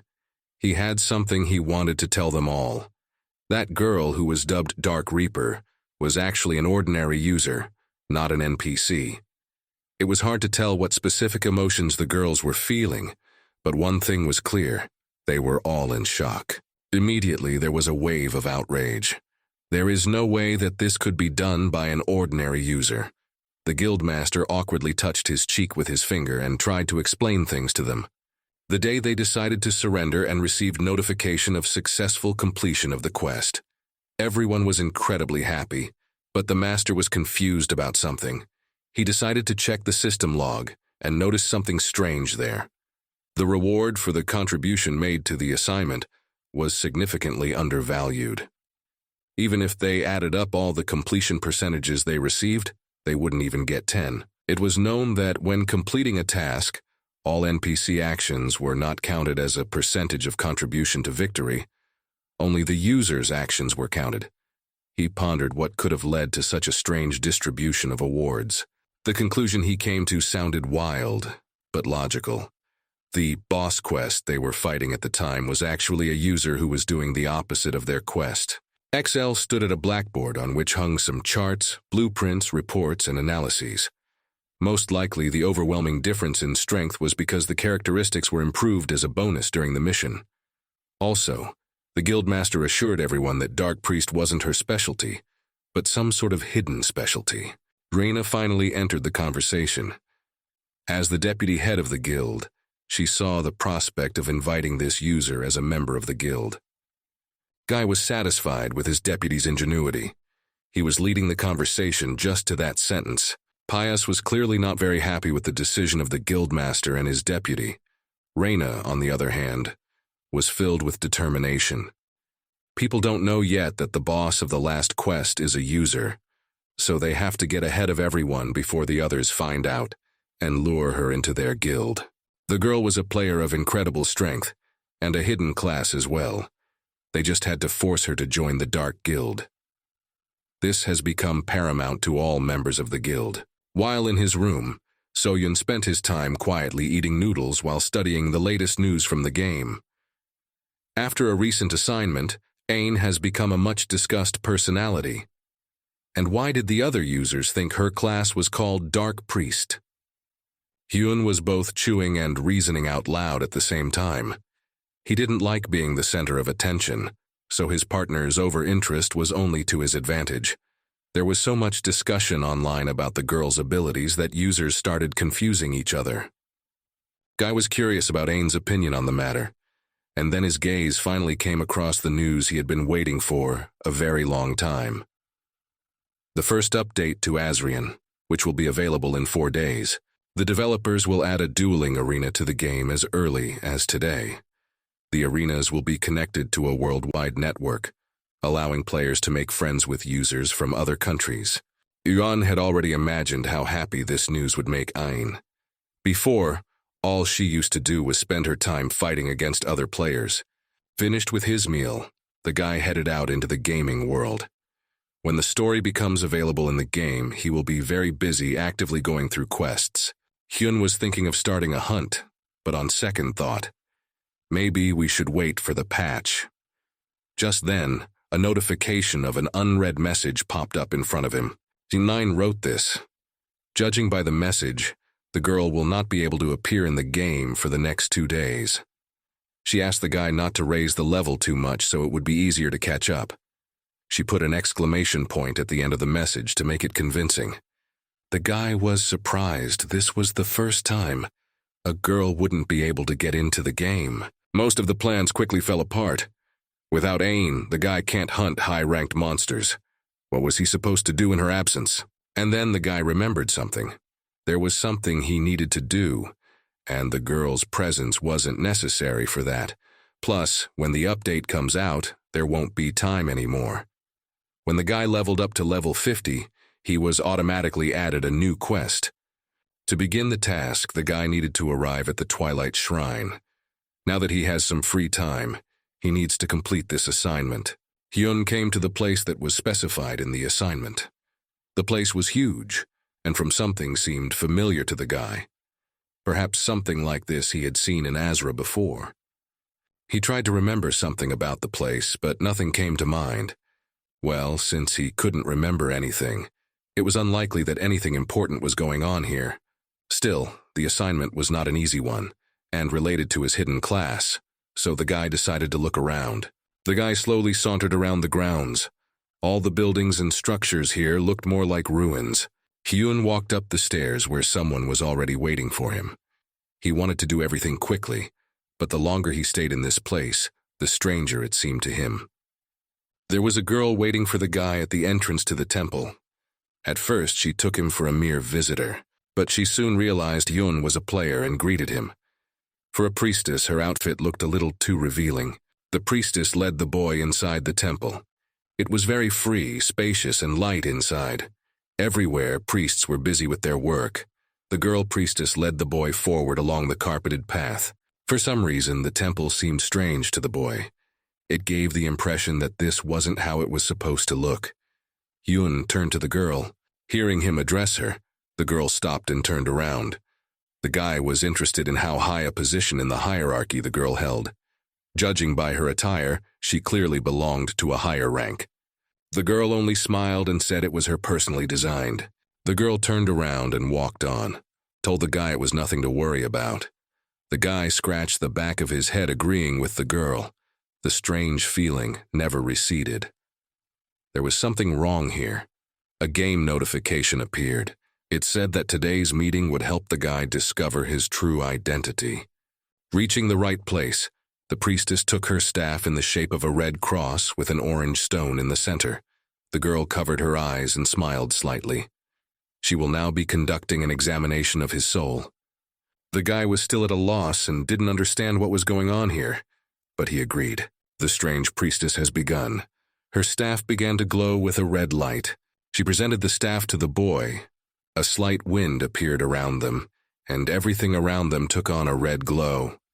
The priestess of Twilight began to investigate the soul. The in-game notification stated that after the soul research, the priestess was not allowed to divulge information about the player to other users. Concentrating, the girl covered her eyes. Hyun waited in suspense to see what the priestess would tell him. He had a hidden class. There might be something special about this assignment. Suddenly, the girl exclaimed in surprise, covering her mouth with her palm. It was a complete surprise to her that she was standing in front of her. The guy was already scared. Is there something wrong? The priestess chuckled lightheartedly, rubbing her neck. Everything was fine, just meeting was a huge rarity. The guy got tired of the tension and decided to leave. The girl stopped him with a slightly humming voice. The priestess suggested that Hyun learn more about empathy.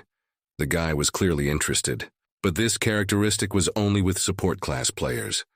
The priestess was clearly making it clear that the guy was far from knowing everything about this characteristic. The girl was smiling, but at the same time her face looked somehow sinister. She informed the guy that in order to find out more information, they would need to go back to the transcendent. Transcendence.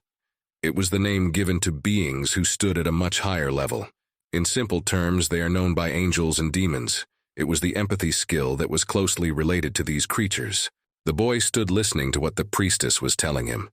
In order for the transcendents to influence the world around them, they must be addressed by mortals by reciting a particularly sentient prayer.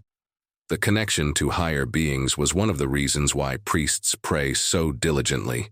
The girl suddenly moved very close to the guy, dumbfounding him. She suggested that Hyun learn the skills of prayer. The priestess' offer turned out to be a mission. Apparently it was passive, as it could be waived. There was no award listed for him, and it was probably just a waste of time. The boy confusedly asked the girl if he had heard correctly about the prayer. The priestess nodded vigorously, leaving the boy in no doubt. While the guy was pondering, the girl was waiting for his answer with a cute smile. The offer really wasn't very tempting, but it was because of his hidden class and his characteristics. Hyun felt he should have agreed. It seemed strange to him to refuse to explore his own abilities. The priestess headed further into the back of the building, leading the boy behind her. She went on to explain the principles of the effects of empathy on higher beings. The higher a person's level of empathy was, the faster their prayer would reach the ears of the transcendent. Empathy was bestowed on people at birth. From that, even priestesses went through many different trials in order to raise her level. Hyun, on the other hand, as a player, was able to elevate empathy as a characteristic. The guy sat on the floor with his legs folded. His shoulders relaxed and his eyes closed. His whole appearance suggested that the guy was relaxed and calm. Behind him, a priestess stood at full height, never ceasing to marvel at the blessing that comes to them after prayers. Still with his eyes closed, Hyun expressed some kind of doubt. What does he need prayers for? He's not even a priest. Apparently it didn't surprise the girl that the guy wasn't very attracted to the prospect of prayers. But she also saw in him the potential to summon both angels and demons. But in the future, he needed to develop the skill of praying to a higher level, so that the probability of contacting transcendence would be higher.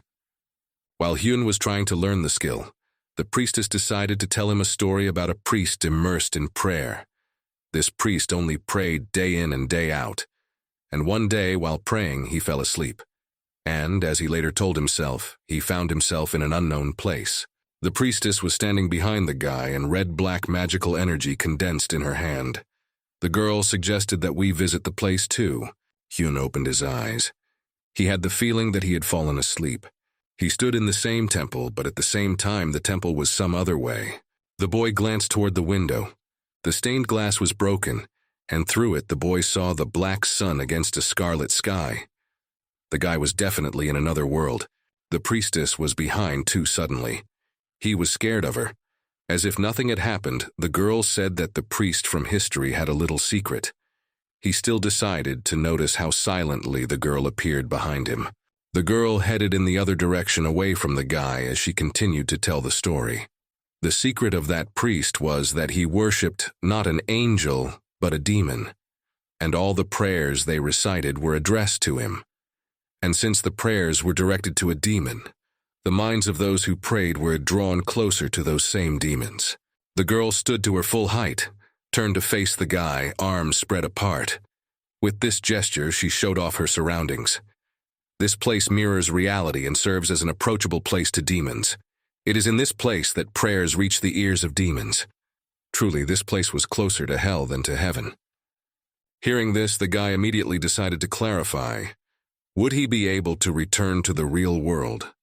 The boy wondered if this place was Azra. The priestess started to look cute again. There was not a shred of sinister essence left. The guy could care less. To reality he would be able to return, since that's how he asked me to get him back there immediately. Suddenly, Hyun woke up as if from a dream. He was still in the same room, still in the same pose, and the priestess was still standing behind him. The girl leaned closer to the guy. Maybe after all he'd seen, the guy was motivated to pray. The guy was really impressed with what he'd seen earlier. The girl had a sly expression on her face. Apparently moving the guy to another world was a good way to convince him. She was aroused by the possibility of being able to open the way to another world. The boy sat on his knees with his hands folded in prayer. His eyes were closed. Prayer was not difficult at all, but clearing the mind without getting lost in the subconscious was more difficult. At this point, the guy had zero prayer. Level-ups depend on skill, not points. As time went on, it got harder and harder for the guy. At high concentration, had to balance on the edge of sleep. Before he started practicing the prayer, the guy tried to find out who the girl priestess was. Did she really worship a demon? Unfortunately, the girl didn't award him with anything new. She just walked away, saying absolutely nothing else. Looks like Azra's world isn't the same as Azrian after all. Yoon clasped his hands tightly together as he continued to pray. He wondered if this mirror world was something new, and created specifically for Azrian. The guy was still sitting in the same pose. A dark red matter began to thicken around him. Suddenly, game notifications started popping up in his mind. The proficiency level of the prayer skill had reached 100%, after which the skill had reached level 1. Something made it harder for the guy to breathe, but he still kept praying. Gritted his teeth and without opening his eyes. Once again, game notifications. This time, the prayer skill had reached the 2nd level. The guy didn't understand what was going on or if this was normal. The energy around him began to thicken and take on a purple hue. Hyun realized he was losing consciousness. The last thing he heard was a game announcement that said to show empathy to the nearest transcendent. It was already midnight outside. Hyun was walking down dark corridors somewhere. The temple was empty, with broken glass all around. At some point, the guy just started walking with no purpose. It was unknown to him how long he had been walking. For an instant, the door to the room was in front of him. The door was unlocked and the boy stepped inside. What he saw there surprised him greatly, and seemed to even bring him out of his stupefaction. The little wounded foot was shackled with golden shackles. There were scratches, abrasions on his face. Her long silver hair had apparently not been brushed in a while and was disheveled. Seems like the most ordinary room. But in the center on a chair sat a little girl. It was her leg that was chained. The girl apparently noticed that someone had entered. She tried to stare at the man who had entered. The moonlight coming from behind her back illuminated her hair, creating an unusual image. The guy was shocked by what he saw. What was it done for? Watching the girl, Yoon noticed that her eyes couldn't focus on anything. It was like she was under the influence of some powerful psychotropic drug. The girl sat quietly in her chair. As it seemed to the guy, she was conscious. But her physical condition, just like her psychological condition, was in great doubt. Why would you leave a child in a place like that? And what was also quite important, how did the guy himself end up here? Hyun heard footsteps approaching. 2 priests entered the room. One of them made the remark that the door to the room had been left open again. Before they entered, Hyun managed to hide in the closet. In the men's hands were small wands with glowing stones. Moving closer to the girl, both men began to mutter something very quietly. The wands in their hands began to emit a poisonous green glow. Due to the location of the closet, Hyun could see everything going on through the ajar door. The green glow was so strong that it illuminated the entire room. Hyun had a good view of everything. The green glow completely enveloped the little girl. It brought to mind control skills. Why would priests use such skills on a child? The children's legs dangled from the chair, not even reaching the floor. They even managed to draw a magic circle on the floor itself. What a lot of magic they used to keep her here. And she's just a regular kid. The guy kept watching what was going on. The priestesses, without stopping, kept muttering something. The guy was well aware that it was a game, but still such scenes made him cringe. Having finished all their business, the priests left the room, leaving the girl sitting on the chair. Hyun looked out of the closet to make sure there was no one else in the room. He immediately ran over to the child and tried to bring her to her senses by touching her shoulders. The girl's condition worsened, and she stopped responding to anything at all. She just sat there staring blankly at the floor. He had a very strong abnormal status placed on the child. The guy saw only one way out of this situation. He opened the game panel and went into his inventory. An item of elixir was seized from the luggage. Holding the girl's head from behind, he presented a glass vial of bright pink liquid to her lips. A few drops ran down her chin. Gradually, the dull, sightless eyes gained a lively gleam and clarity of what was happening. The little girl began to look around, and she didn't seem to realize where she was. Hyun was happy that the elixir had worked. Wasting no time, the guy crouched down in front of the girl, took her right foot in his hand, which was chained. In his right hand, the guy held a dagger. With a deft and sharp movement, he cut the chain. The girl immediately exclaimed joyfully.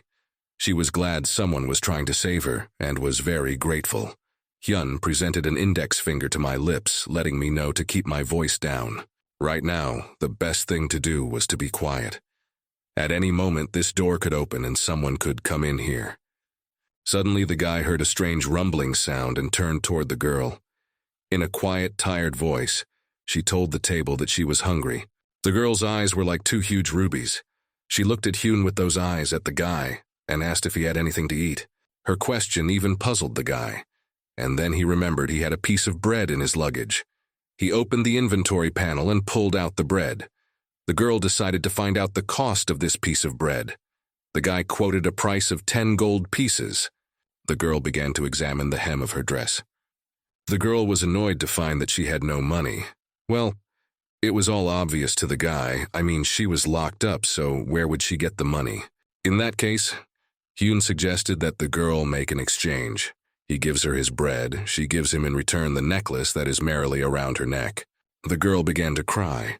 This necklace was too precious to her, and she couldn't give it away. The guy decided to give the girl the bread after all, and would pay when he found the money. That necklace must be very important to her if she's so reluctant to part with it. The girl was very hungry, and ate the bread with great appetite. While the girl was still eating, Hyun decided to find out her name. Without taking the bread out of her mouth, the girl said he could call her Louise. It was a name the guy had never heard before, not even in Azra. He handed the girl a glass of water, calling it a favor. The little girl didn't understand what that meant, but the guy explained that it was free. The girl's name sounded like she belonged to some noble family.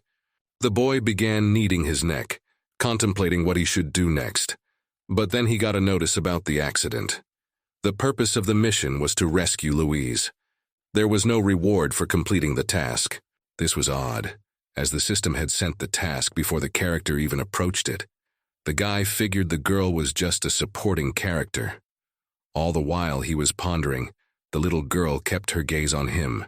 To begin with, Hyun decided to ask the girl if she wanted to leave here. The baby glowed with happiness. Does he really want to help her? The girl clenched her tiny fists and still couldn't believe that someone wanted to help her.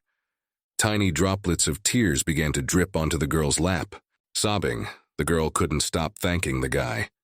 He, in turn, stroked her head in a soothing gesture. The girl's manner of speech was certainly strange, but clearly no stranger than the whole situation. The guy said that since he had free time anyway, he would help the girl get out of this place. The girl was still crying, and her little fragile shoulders shuddered. Hyung would have helped that girl even if there was no assignment. Holding the little girl in his arms, the guy jumped off the balcony. It was already night outside, and no one was visible nearby.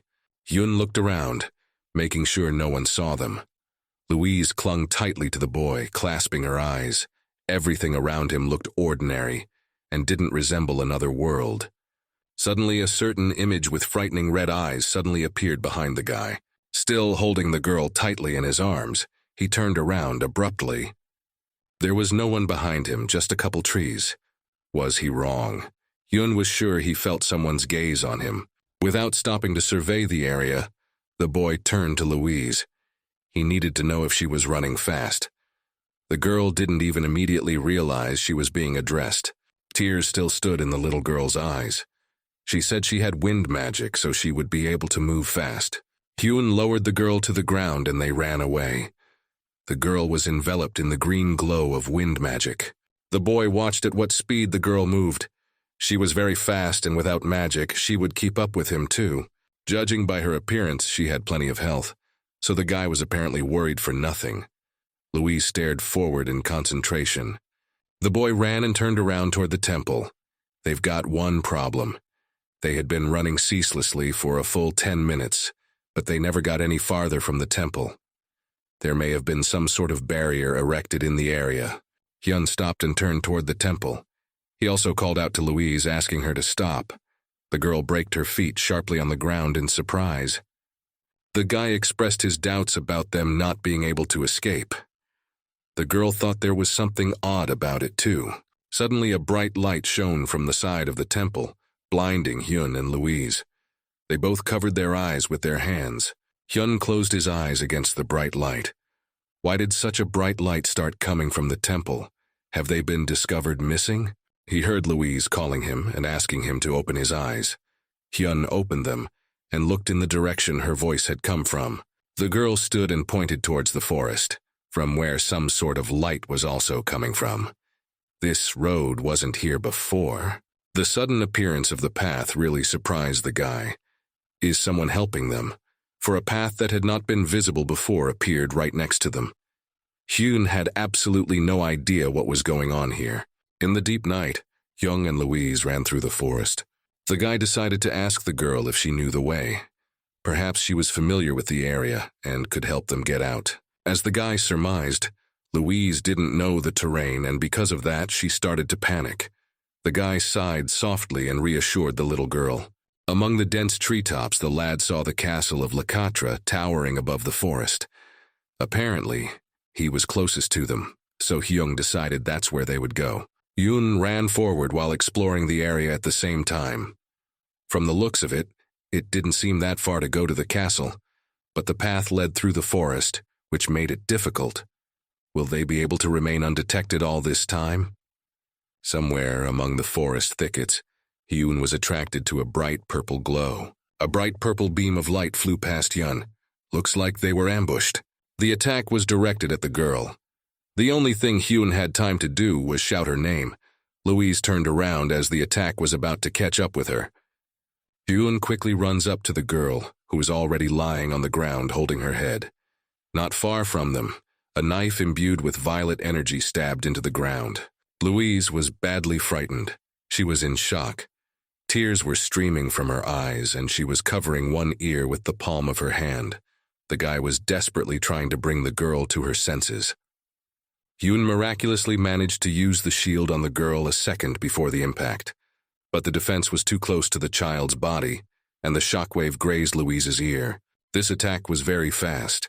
She was faster even than the named boss leopard.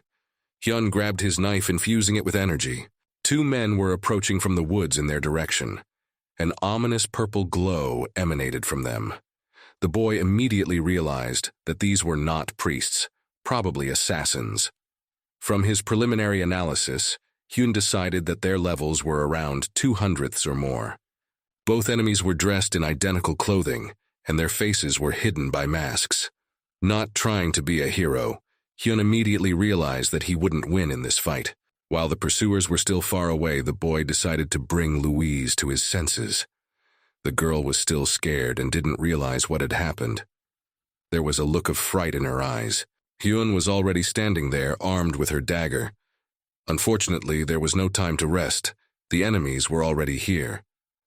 Putting his energy into the dagger, Hyun created a kind of blade. He told the girl to get ready and wait for his signal to run. When the dagger had absorbed enough energy, Hyun conjured the Sword of Vision.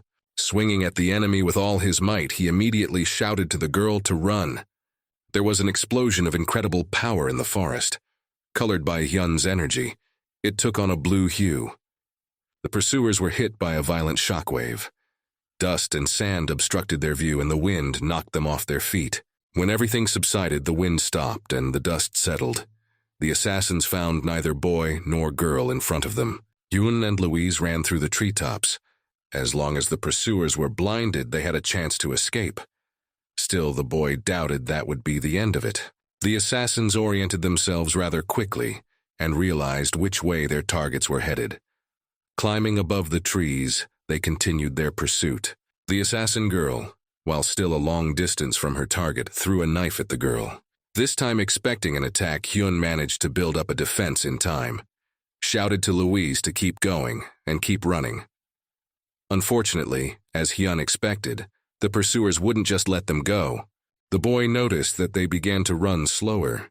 He called out to the girl. Without any explanation, he demanded that the girl give him her soul.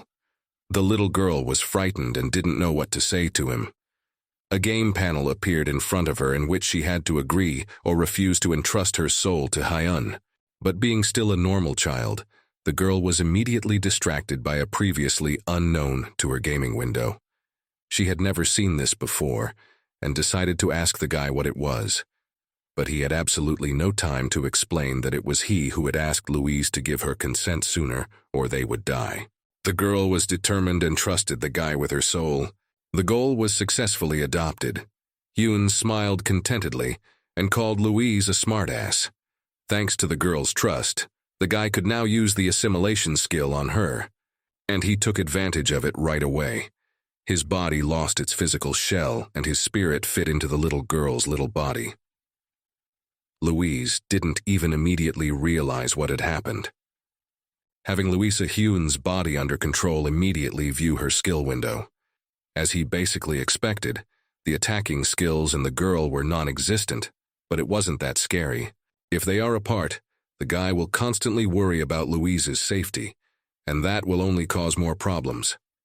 Controlling the girl's body, he skillfully dodged all the enemy's attacks, and from attacks he couldn't dodge, he defended himself with his skills. Fortunately, thanks to one of Louise's skills, Hyun could easily dodge enemy attacks. No matter how well things were going right now, Louise's strength would quickly run out at this rate. That's when they won't last much longer. A child's foot pushed off a thin tree branch. If it wasn't for the wind magic that surrounded the child's body, the branch would have broken. He's all set to give his stalker a shakedown, and he would be helped in this by the gorge they were approaching. The assassins were keeping up. The assassin girl noticed that the target had finally slowed down. She decided to take this chance and grabbed her blade. Hyun canceled the effects of the assimilation and materialized in front of the assassin girl, already in his physical body. Looking down at the girl, Hyun smirked and said she wouldn't go any further. The girl was clearly not happy with that. She drew her sword and got into a fighting stance. This was instantly followed by an attack, which he successfully blocked with second absorption. The girl's eyes widened, a fine discharge running through her body. She couldn't move. Immediately after the second absorption, Hyun used the shield, which was what put the abnormal weakness status on the girl. The guy's idea went great. He kicked at her and the pursuer fell into the abyss. The guy landed on the ground on the other side of the gorge. Behind him, Louise slowed down in front of the woods. One enemy they had dealt with, one more to go. The man was standing on the other side of the cliff, and in his hand was something that looked like dynamite. Turns out it was a flare. Beautiful flowers of fire began to explode in the sky. It seems the remaining pursuer has decided to retreat for the time being. Because of the signal flare, more people will soon rush here. Once in temporary safety, Hyun and Louise collapsed to the ground. This chase had really exhausted them, and while there was time, they decided to rest. The girl interrupted the brief silence. She decided to warn the guy that she shouldn't be in the sunlight. Louise explained that special tracking magic had been placed on her body. As soon as the girl's body touched the sunlight, her magic began to react to the sunlight and shine brightly. So, until dawn comes, they must find a shelter where the sun does not penetrate. Hyun stood up and held out his hand to the girl to help her up. Due to the information the girl provided to the guy, he decided to change their destination. Louise put her small palm into Hyun's palm. She decided to find out why they were no longer heading to Lakatra Castle. The guy said they can't go into town right now. After thinking over what the girl had told him, Hyun came to the conclusion that it was most likely that the brand of light had been placed on her. This skill was a unique skill that few people possessed, such as angels or some other celestial beings. Why would you use such strong magic on a little girl? If things work out this way, they'll go to a place where there's no sun at all. Hyun sat on the cold stone floor. On his knee, a tired Louise slept peacefully. The guy was stroking her head and checking something in the game settings. Where they were, it was damp from the water that constantly dripped down from the stalactites that had formed over time. They were in a dungeon. When the guy said they were headed for the dungeon, the girl was very scared. The dungeon was a great refuge, but also a dangerous trap for inexperienced explorers. The girl said through tears that she would follow Hyun, since she had already entrusted her soul to him. She ended up following Hyun after all. The journey to the dungeon was very long and they were very tired. The girl was so overworked that she immediately fell asleep on the damp ground. While the boy and girl were fleeing the pursuit, the details of the assignment changed. The goal now was to take Louise to the nearest town or village. Like last time, there was no reward for the task. While Louise was sleeping, Hyun decided to rest as well and activated the rest mode. There was a man sitting in the office.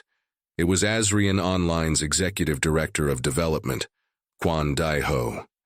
The office was dark and only the multitude of screens surrounding the man illuminated the room.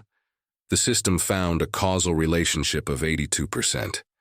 Apparently, there's no way to fix it. Dae-ho began to drink the drink that he had previously just held in his hand. Due to alien interference, the course of the main story in Asrian began to change. A lot of variables fluctuate in the game, such as economy, religion, languages, and number of people. The development staff burst sharply into the office. The director choked on his drink in surprise. The first to enter the office was Marie Lyon. She stated that they found whoever was involved in the game changes. Dae-ho had drops of drink dripping off his face. He addressed the bursting employee, asking him to knock before entering the office. In response, he received a sincere and profound apology. Still in an agitated state, Marie shouted loudly and vigorously for the user's influence to be the cause of everything. She was 100% sure of it. The principal's gaze became serious. Is it really all the fault of just one single user? The girl provided the director with the material so he could review and see for himself. On the screen was an image of Louise running away from her pursuers. Dae-ho immediately recognized the girl as an NPC, but Marie immediately warned that at the moment there were real players inside the girl. The director excitedly turned around to his subordinate. Now he understood why the staff enjoyed watching the players so much. This could be quite amusing. Marie laughed awkwardly. Dae-ho was really interested in this case. He demanded as much detail as possible. After a while, the principal began to realize it was all about a quest that involved a specific NPC, Louise to be exact. Since that's the way it is, It's completely unsurprising that the game has started to go rogue. The director leaned back in his chair and crossed his arms over his chest. It just so happens that until this quest is completed, they can't release the patch. That was why they had to wait for the completion of this assignment. Marie decided to check with the chairman to see if he meant that they would have to reschedule the patch release. But Daeho didn't understand what she meant. Contracts with vendors to provide services have already been finalized, and an announcement for players has been published. They couldn't delay the release of the update. The man became irritated. Was it really that hard for his staff to make the completion of that user's task coincide with a game update? Everyone in the office nodded as one. The principal exhaled disappointedly. Since the staff didn't know how to get out of the situation, the director decided to help them. The workers were immediately enthusiastic. Since the director himself will be helping them, there's no cause for concern. They all walked out of the office together. Just when Hyun returned to the game, he was immediately bombarded with a barrage of baby babble. Little Louise was very worried about where he had gone. She couldn't find him anywhere. The guy tried to explain to the little girl that he wanted to rest too, but the kid was having a tantrum. She thought Hyung had abandoned her. She was crying hard and waving her arms in all directions. The guy had plans. He wanted to drive down to his university and see what his attendance was like, and then drive right back. Hyun stared at the monitor for a long time, wondering if he should check the connection to the game. Or would it wait? Still, the guy couldn't resist checking it out. Louise had already had time to wake up and find that Hyun wasn't around. She stood in the middle of the huge boulders in confusion and didn't know what to do. So he decided to skip class. The boy covered his eyes and considered his actions. He just couldn't leave the little girl alone in the dungeon. Even remembering that Louise is just an artificial intelligence, she's a child, and she can't take care of herself yet. The guy stacked his hands to his sides and stated to the girl that she was thinking of leaving her and walking away. The little girl was scared and didn't understand why. But then Hyun calmed her down, saying he was just kidding. Hyun and Louise were heading somewhere deep into the dungeon. They were walking on a slippery, rocky surface, on which water was constantly dripping and one could slip. The girl turned to Hyun. Tears froze in her eyes, hesitating to roll down from her eyes. Louise admitted that she didn't like the place. It was too dark and very creepy. She wanted to get out of here. But the guy said he's not sure yet if they've been able to break away from the pursuit. Their opponent was a very experienced and powerful assassin. They won't just back down. Louise was startled by his words. If Hyun analyzed everything correctly, they must have already determined where Hyun and Louise are hiding. Most likely, they have already even found the dungeon where those are hiding, and have surrounded every possible entrance and ambushed them. The girl listened to all this and shook with fear. How did things turn out the way they did to get them into this situation? Hyun smiled good-naturedly and covered the girl with his cloak. He asked the girl to trust him, for he knew this dungeon better than anyone. Still finding herself startled, the girl stepped closer to the boy. After calming down a bit and normalizing her speech, the girl suddenly realized that she still didn't know the name of the guy accompanying her. Hyun himself somehow didn't think about it, but that was the way it was. He didn't tell her his name. Louise asked him to introduce himself. The guy introduced himself, telling the girl to just call him Hyun. The little girl, mesmerized, repeated his name to memorize it accurately. There were still little droplets of tears in her eyes. Next, their journey proceeded in a more relaxed manner. Hyun led the girl through the dungeon, holding her hand. The guy decided to find out why the girl had such a strange way of speaking. Louise immediately decided that she was talking out of turn. To the guy, the girl's speech just seemed odd. He thought that no one talked like that in the present day. He took the girl in his arms to lift her up onto a high, rocky ledge. Louise said that this habit of talking has stayed with her since childhood. They were crossing a suspension bridge, and apparently the little girl was scared. The girl was looking down somewhere. Her lips were pressed into a thin line and twitched. The eyes expressed doubt. They stood on the edge of a huge gorge, the bottom of which could not be seen. Louise decided to ask Hyun if they were sure they were going the right way. The guy replied that they were going in the right direction. Hyun pointed in the exact opposite direction from where the girl was looking. He pointed his finger upward. As strange as it was, there was a rocky ledge very high up on which something like a hut could be seen. The girl immediately had another question: how they would climb up there so high she couldn't jump. Hyun asked the little girl if she knew anything but centrifugal force. Louise replied that she knew nothing of the sort and had heard nothing of the sort. At this time, Hyun used his assimilation skill. A slight glow appeared around the girl. The guy began to explain that due to the cylindrical shape of the cave, they would climb to the top using centrifugal force. Louise still didn't know what he was talking about. Hyun's physical body had already disappeared, and he himself was in Louise's body. The girl already had several options for what to do, and none of them appealed to her. The little girl began to panic. There's no way she'd have the strength to leap to that rocky surface. Right now, she had the feeling that her body was being controlled by some kind of demon. The guy decided to clarify just in case. Who was it that she called a demon? Controlling Louise's body, Hyun used her skill and pushed himself off the ground. The girl cried out in fright and squeezed her eyes shut. Panic, she screamed that they were about to fall and crash. But she heard Hyun's calm voice. He asked her to just open her eyes and see what he was doing. It was unbelievable. The girl's body was running down the wall. The fast rotation is what creates centrifugal force, but if you slow down, you fall. There was no stopping. That's why Hyun increases their overall speed with Louise's magic. The girl looked admiringly at what was going on around her. Hyun told Louise to move faster. In this way, they were able to reach the rocky ledge on which the house stood. Hyun canceled his skill and materialized beside the girl, who collapsed to the ground from helplessness. The girl was dizzy from the experience.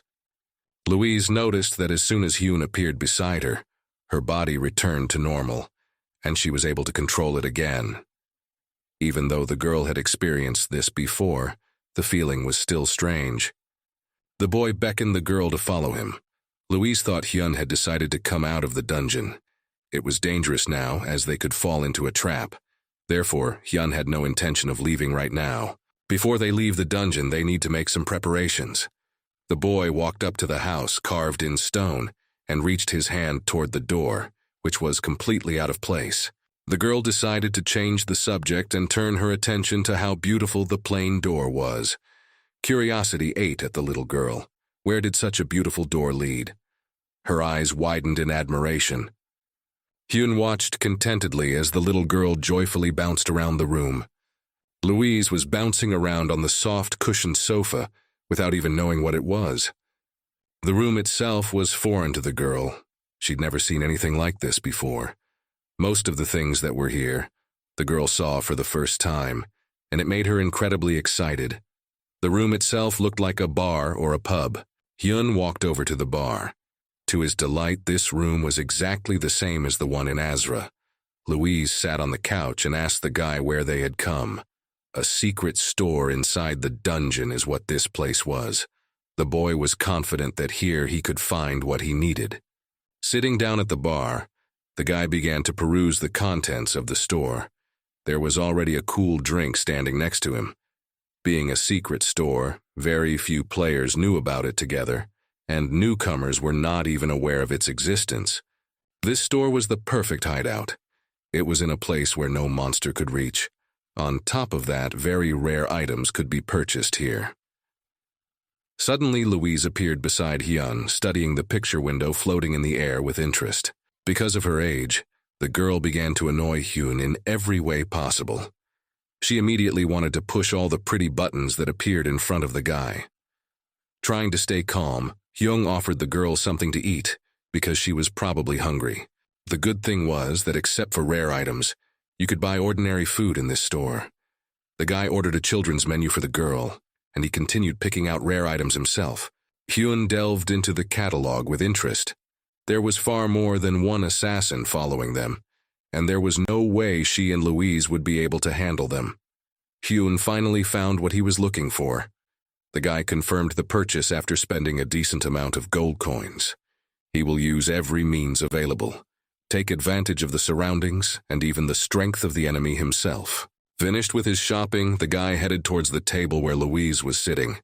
She ate her food with great gusto. Sitting down across from the girl, the guy warned her that they would soon begin preparing to leave the dungeon. As long as there's sunshine outside, they're not allowed to stick out, so they'll wait until nighttime. In the meantime, they should just rest. Finally, the guy let himself relax, but the thought still flashed through his mind that he would do everything he could to make sure the girl got out of here alive. Louise walked through the dungeon in her bare feet. She was wearing Hyun's cloak on top of her.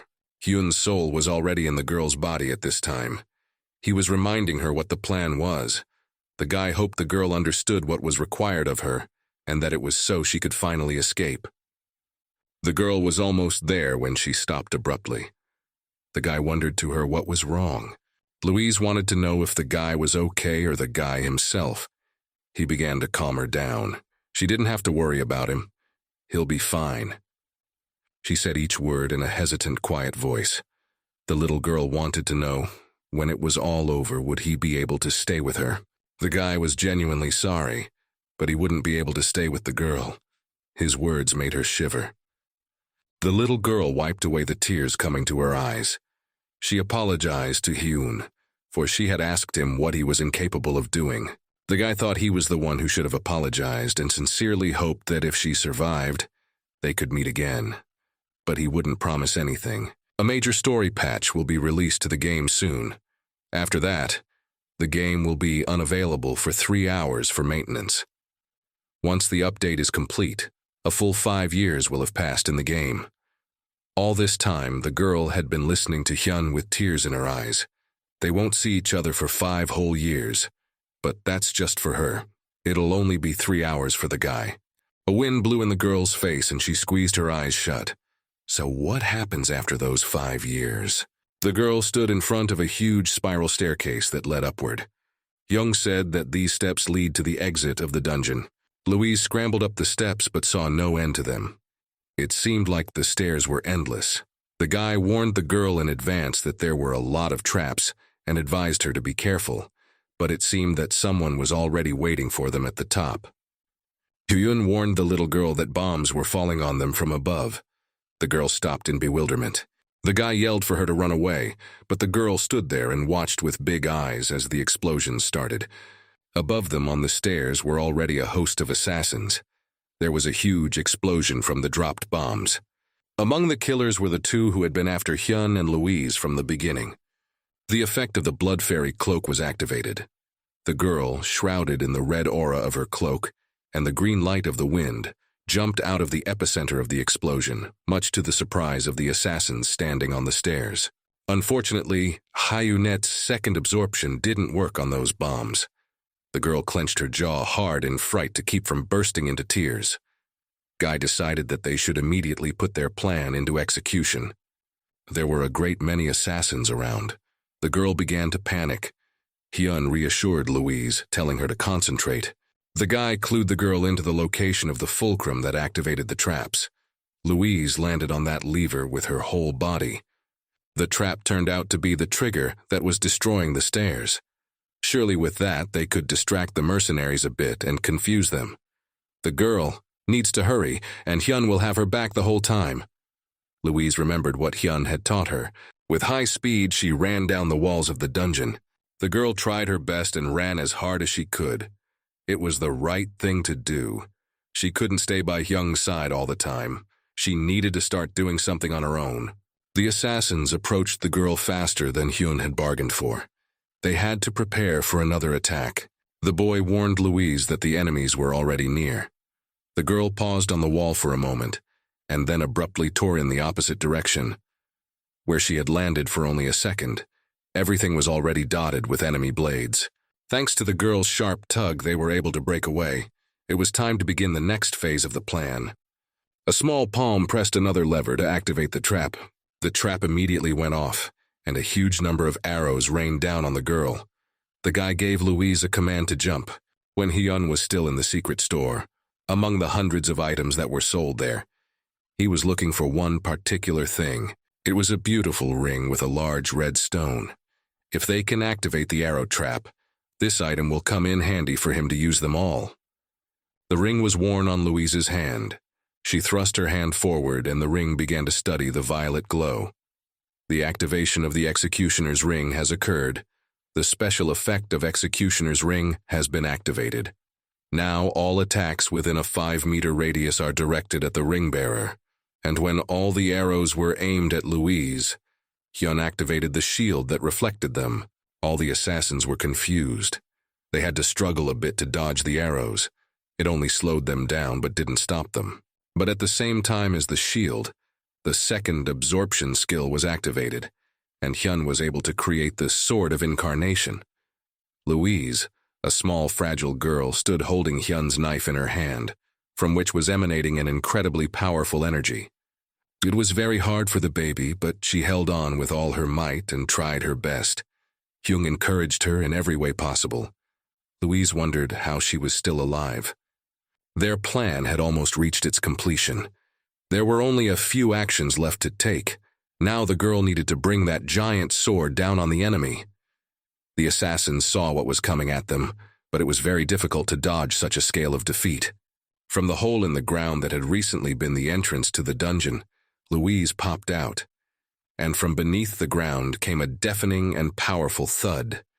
With all these actions, Hyun's level went up. The girl fell and rolled on the ground. The shockwave was too powerful and she was unable to land on her own. Louise lifted herself off the ground. After the fall, she was sore all over. By then, Hyun had already cancelled the effects of his skill and was in his physical form. Here it is the only possible outcome, which Hyun handled well. He stood armed with his knife and waited for his opponent to exit the dungeon. He slowly made his way towards the entrance, making sure to say what a clever girl Louise was and how well she had done. Everything went perfectly. The last condition of the plan remains to be fulfilled. The boy prepared for battle. He told the girl to leave without him, and he would apprehend the enemy.